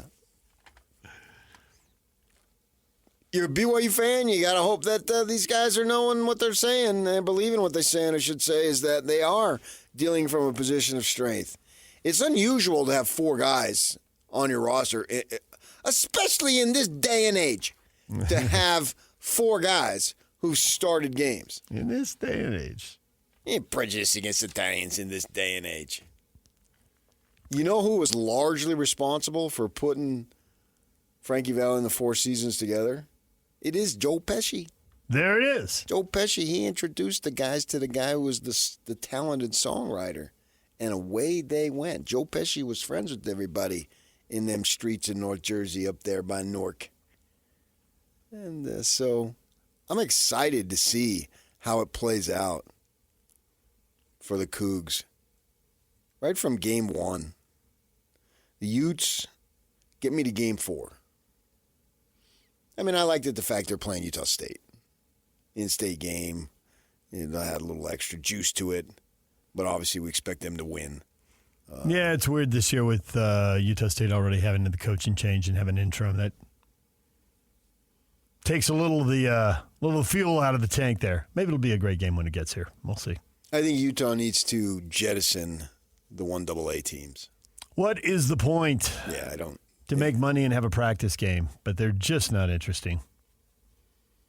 Especially as they try to continue to make their mark and get included when the line is drawn. It's hard to compliment USC, but USC does a good job of finding a team that's overmatched at the bottom of the Mountain West and not playing the 1AA team. And they still win comfortably and get to break guys in and have the talent advantage. Well, they're not doing it this year. They got LSU. So they've opened with a lot of San Jose State games or Utah State games or whoever. If I'm not mistaken, SC is one of like 2 or 3 teams that's never played in FCS team. Yeah, and somebody was on that list, just came off it. Notre Dame came off it. They're going to play. They're going to be playing Tennessee State, I believe. Eddie George. Yeah, Eddie George. Yep. Yeah. the thing about it, can you argue if you buy the premise, or either way, if they don't have a quarterback or they got two, can you buy the premise that they can't go wrong? Because if you don't have either, then what difference does it make? And if you got two that are pretty good and can win you ball games, what difference does it make? It's all over either way. Well, it's only just begun.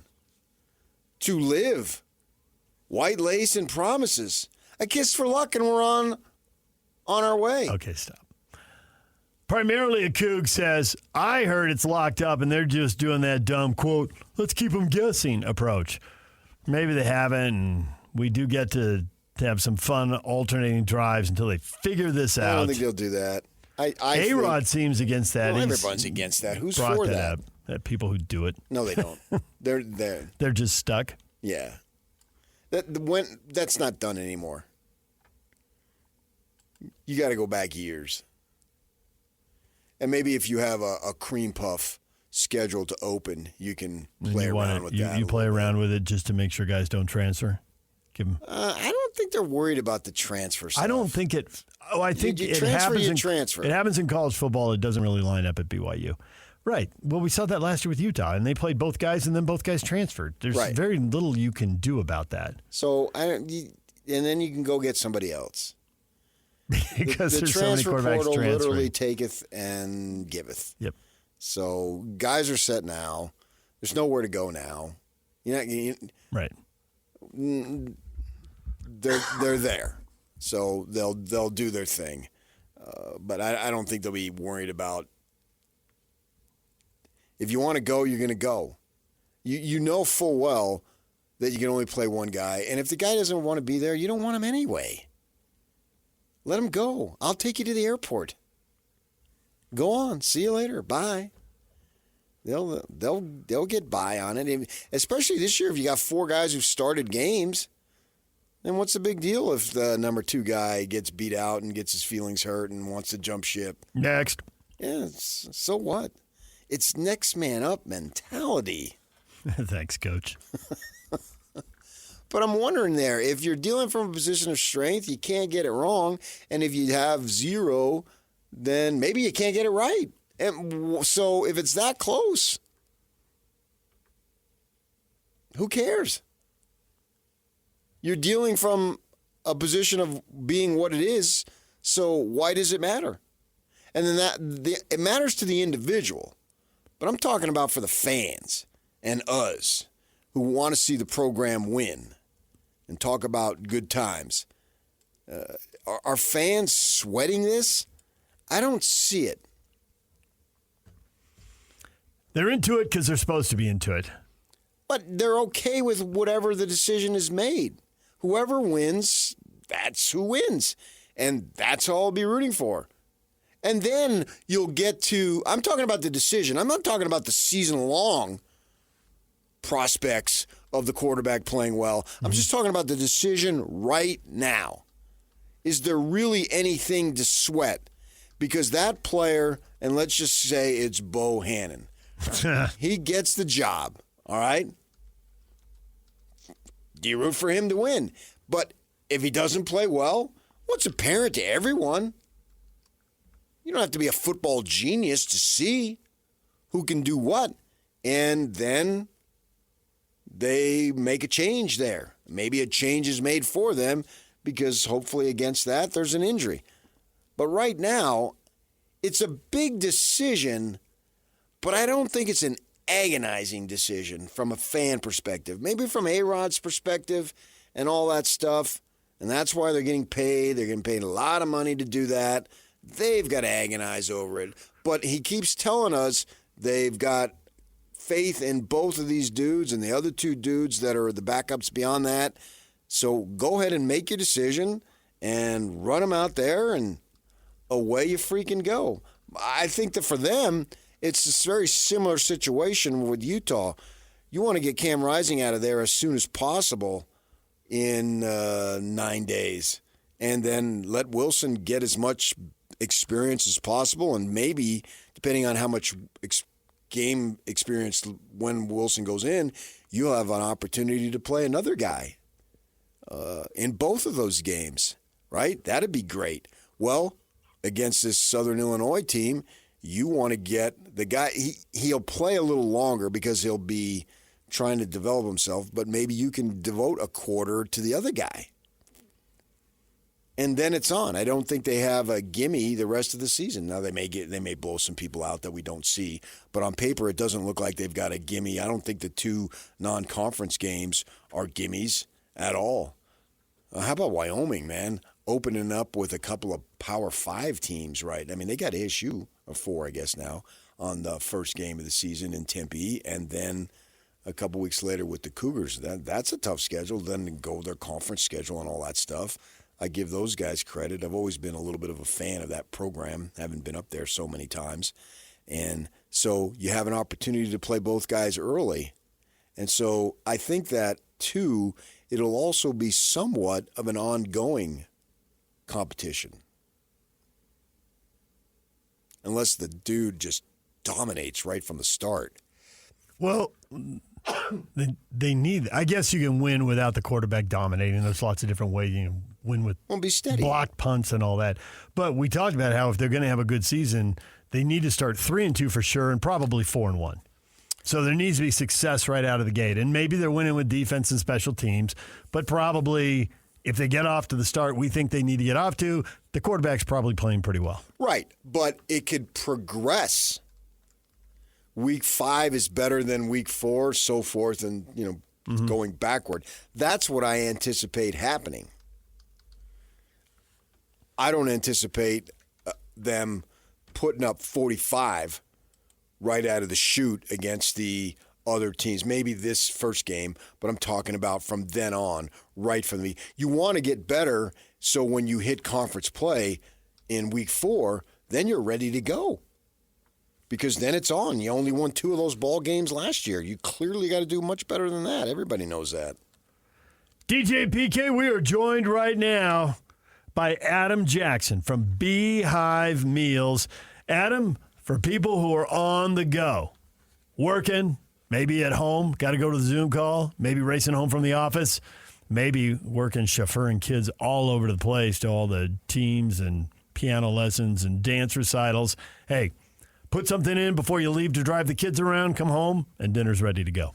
Yep, that's what we specialize in. For those that aren't familiar with our service, Beehive Meals is a meal prep company that specializes in slow cooker freezer meals. So really the idea is we take a bunch of raw ingredients, put them in the bag, vacuum seal them, so that way they last a lot longer. Once you store them, they'll actually last upwards of 12 months if they're obviously stored safely. And then when you're ready for them, it's super convenient where all you do is open up the bag, pour it into a slow cooker, let it cook. So you talk about throwing it in the morning or however long. By the time you get back, it's ready to go, and then you just finish it however you want, whether that's serving it over rice, pasta, tacos, sandwiches, salads, pizzas, wraps, like the list goes on. It does go on. It's good food because I've seen it. I've had it delivered to my house. I can testify it to its quality and its convenience. It's really both of them, and those are the 2 things you need, and the price is economical. I'm fascinated by you saying your wife hatched this idea. I have a quote in front of me. I woke up one morning and wrote a list of things I'm good at, and freezer meals were on that list. How did that get on that list? Well, it was out of necessity at the time to figure out how to pay the mortgage. I didn't feel comfortable or at least stable in the position I was in, and we'd always been entrepreneurs at heart.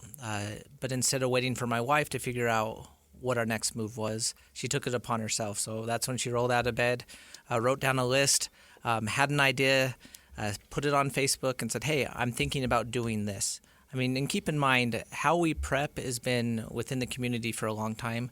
We batch prep, where we basically prep a lot of meals all at the same time. So this version of freezer meals has always been out there, just nobody had productized it the way that she did.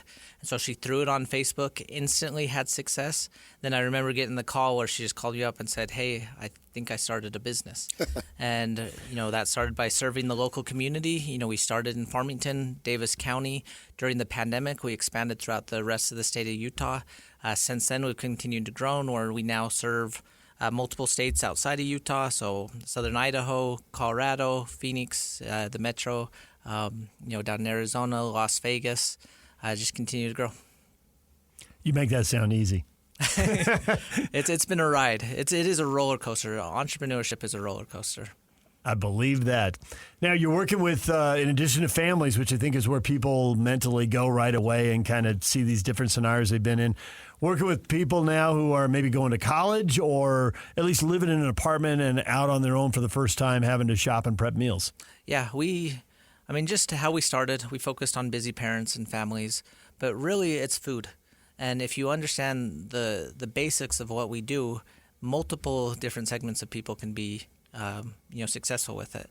I usually talk about the 3 target demographics that we chase are obviously busy parents, older generation, the baby boomers that are just tired of cooking for themselves and don't want to go out to eat, so frequently, and then newlyweds.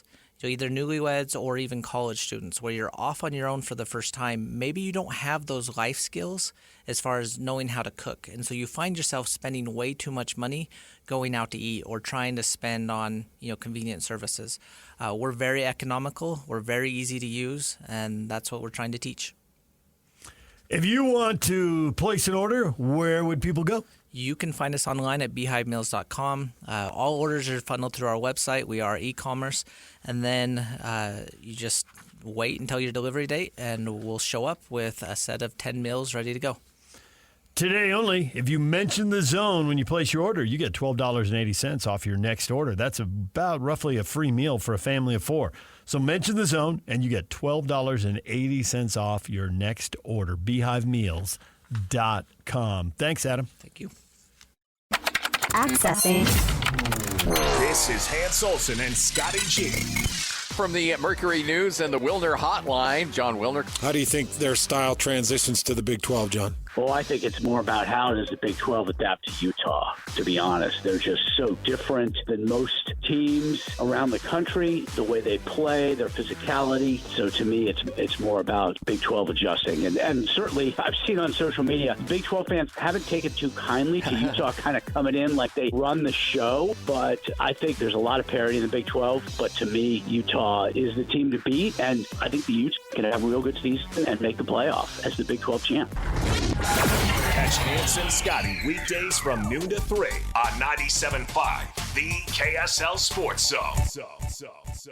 DJ PK, it's 97.5 The Zone. Time for the 9 a.m. Slacker Radio headlines brought to you by Tim Dolly Mazda Southtown. Find your new Mazda at the south end of the valley at Tim Dolly Mazda Southtown.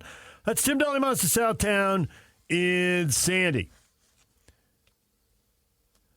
Time to catch you up to date on what you have missed today. So many schools naming starting quarterbacks. Miller Moss at USC, Sam Levitt at Arizona State, DeQuan Finn at Baylor. But BYU does not name a starting quarterback.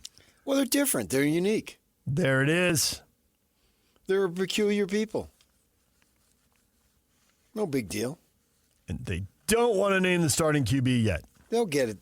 They'll get one. I'm pretty sure of that. Will they get 2? No. Or 3? No. You only can have 1. For game 1. And then we'll see.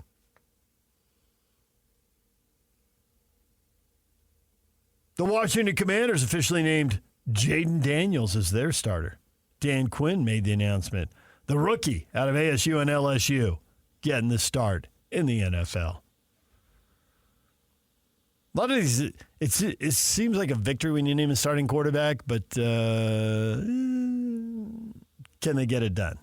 I know a lot of Ute fans wanted Daniels and thought there was some shenanigans there, which there probably was. But you got Rising for 7 years. So it doesn't matter. Would you rather have Rising sign a lifetime contract with the Utah or have Daniels? It doesn't matter who you don't have. It matters who you do have. Who as a freshman, I think it was like 3 of 25 or something here at Rice Eccles. The struggle was real. Yeah. Yeah. That's a case of where the transfer really, really worked for him. Went to LSU and took off. Uh-huh. Yeah, well, Herman created a mess. So, yeah, he had to get out of there. Wasn't helping him. Right. The Boston Celtics are for sale. Reportedly, the NBA wants the franchise to sell for $6 billion. Can they get a taker? Amazon founder Jeff Bezos reportedly considering a bid to buy the Celtics. Well, how much glory does he want? Because those guys become celebrities. And if you want to be an owner and get out in front, you can. Right. You can be rich and sort of be somewhat anonymous. Now, he's not really anonymous, but once you become the owner of the Celtics, then you become big-time famous. So how much does he want to be big-time famous or just have a lot of money and do his thing? 60 years old now.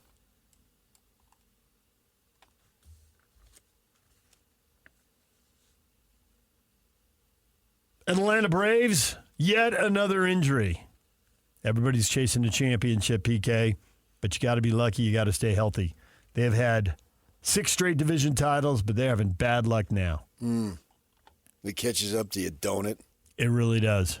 Yeah, D-backs just put Marte on. He's an MVP candidate. He's on the disabled list, or injured list, I guess they call it now. My bad. Any idea how long he's gone for? Well, it's 10 days, so minimum, and this is the wrong time of year. You're running out of games there. So they now have their catcher, their second baseman, and their first baseman on the injured list in the end of August. Yikes. The Braves have Ronald Acuna Jr. out for the year. Now Riley's going to miss the rest of the regular season and World maybe Series some of the playoffs. Without Acuna. So who cares? Well, they did win the World Series without him. I mean, they care. He's a great player. An MVP. Dodgers getting their guys back. Max Muncy returns, following the footsteps of Clayton Kershaw and Mookie Betts. And he homers. 2-run shot, and the Dodgers shut out the Mariners 3-0. Getting their guys back. Got that 3-game lead in the division, still fighting for the best record in baseball. And they've battled through the injuries.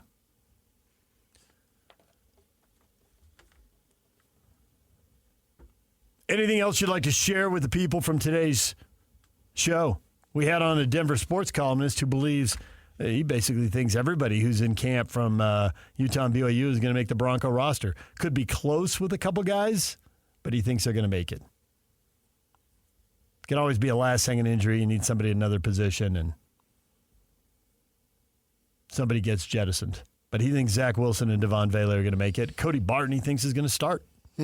Yeah, I think the other guys are. Garrett Bowles has been. They're starting. fine. Yeah, and you got Ellis in there, so yeah, I think that's those guys aren't an issue. Yak's got breaking news coming through. Yak, what have you seen? Well, reportedly, former Utah player / graduate assistant Trevor Riley is no longer on Deion Sanders' staff out there at Colorado. He'd been their special teams coach, and he has been removed from their website and everything. That's Football Scoop reporting it this morning. So Trevor moving on to the next thing, it looks like. Well, let's see if we can get him on now. We'll reach out. Reach out. He joined Deion down there at Jackson State, made the transition to Colorado, and been there obviously through the transition period. Yeah. All right, DJ and PK, there you go. There's the breaking news to go with everything you missed in this show. Coming up next, your feedback. Stay with us. And it's all over almost here. Don't go nowhere.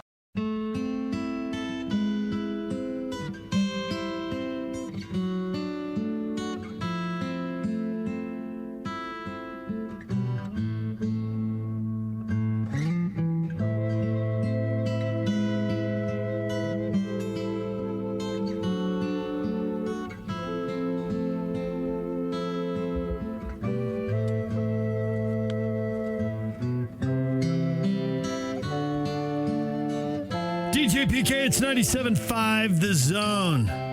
It's time for your feedback. No news on BYU starting quarterback. Coaches say it's a position of strength. What do you think? Irish Ute. I'm a show me, don't tell me guy. Until we actually see good quarterback play from the Cougars, I'm inclined to believe that there are issues at the position that do not bode well for the offense and that the coaching staff has some real concerns. Okay. Well, that's a mouthful.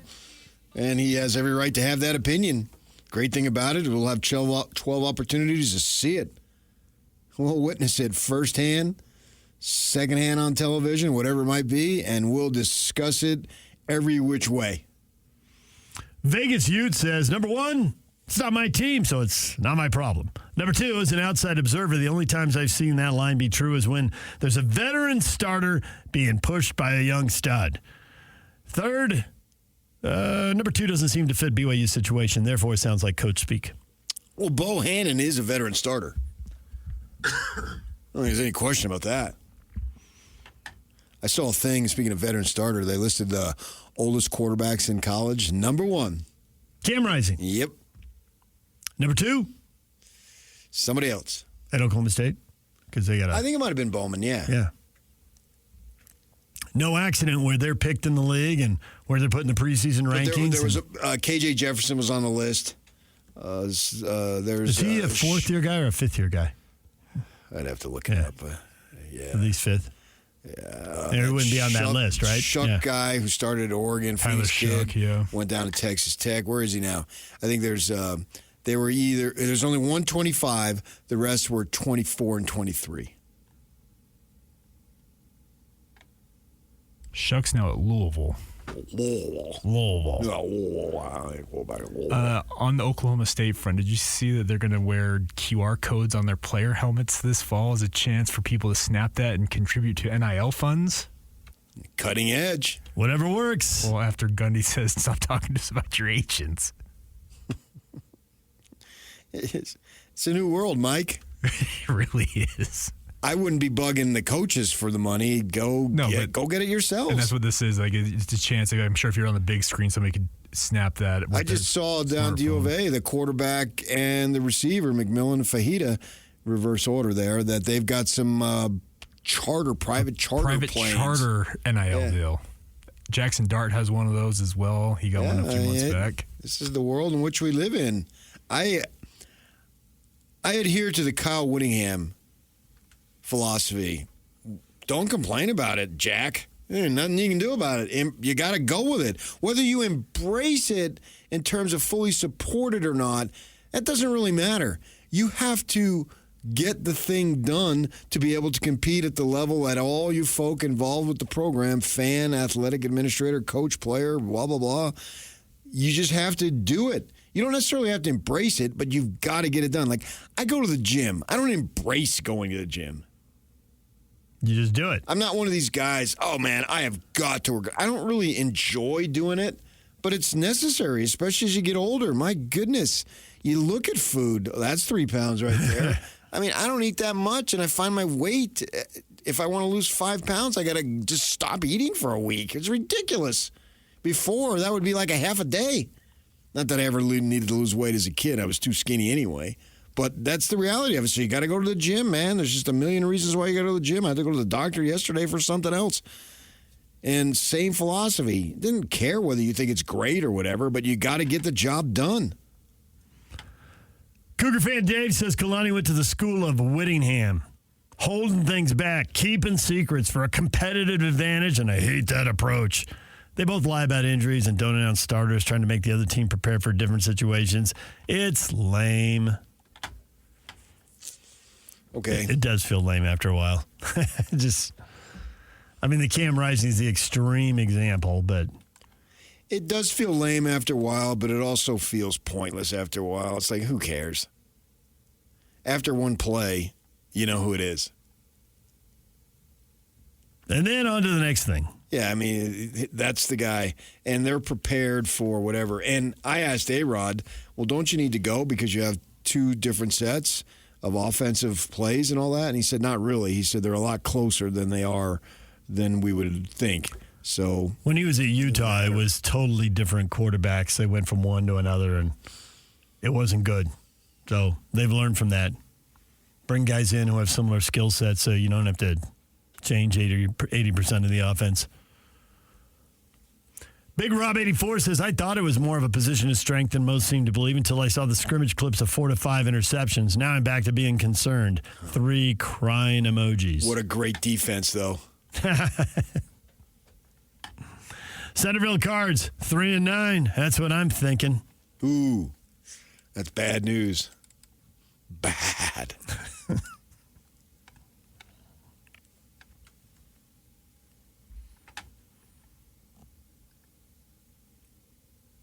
Fourth and One Sports says, well, I think their eventual starter will have had less reps than you want for your starter, for starters. As he tries to use the word starter as many times as possible. I'm confused. Well done, Fourth and One Sports. Okay, maybe so. I don't know. How does that translate into games? That's the only thing that matters. We'll know starting Saturday. A week from Thursday for the Utes and a week for Saturday for most of college football. Yes. So, yeah. All those thoughts that you've read, they all have some level of truth, some more than others. Some may end up being completely false. On. And, some may be spot on, and some might be just completely off the rails. Yeah, right. But that's because we all have limited information. We don't get to see all the snaps in practice. But even if we saw every snap at practice, the quarterback isn't live, and they play different. Guys who I respect made Charlie Brewer the starter, and they saw every rep in practice, and they still got it wrong. I tried to tell them. I led them to water, but they wouldn't drink. And now he will take a drink of water, and we will shift gears and say hello to Adam Jackson once again. That's why I'm good at this. Adam, don't encourage him, Adam. See, you just drop that in, and then you walk out of here, and we have to. Your mic wasn't on. What did you just say? I didn't hear you. You are the best. Pardon me? It's not up for debate. Yeah, see? I've enjoyed being around you two. I feel being in the halls and enjoying my time. I feel like part of the KSL family now. You are. You are going to be PK's second favorite person ever to walk in our studio. There's the Vegas showgirl who's number one, and he will never. Yak, you got the drop, Yak? Yeah, feel free. You've heard the drop over time? Yeah, Adam's familiar with the drop. You got to give the people what they want. I don't think you'll get the gold medal, Adam, but maybe you can get the silver. You got a world record holder you're chasing here. Beehive Meals. You're cutting partnerships with athletic departments along with everything else you're doing. Yeah, we're excited. Community engagement is something that it's important to us. We've tried to engage in different ways, obviously as a business selling product to our customers, we donate a lot. In the 23-24 school year, we donate over $300,000 worth of freezer meals to teachers alone. So PK, nice. You're going to enjoy that one. Yeah, sweet. And then, we work with Utah Foster Care, and we do all sorts of things. One of our latest partnerships that we're excited about is being able to work with the student athletes at BYU, Utah, and Utah State. So how will that work? We've been working really closely with each of the nutritionists for the different schools, and each one's a little bit different. Mm-hmm. From our side, we're going to donate about $125,000 worth of our meals to the student athletes, and then it'll be the university and their staff that'll decide how to control those. For instance, all three of them have a fueling station that they'll have access to our meals, that they'll just be able to take them and go with them. And the student athletes already have incredible resources that they're able to rely on. Ours is just a supplement to that, especially in situations where, they're not on campus. They can't just, sneak in and grab something from the fueling station.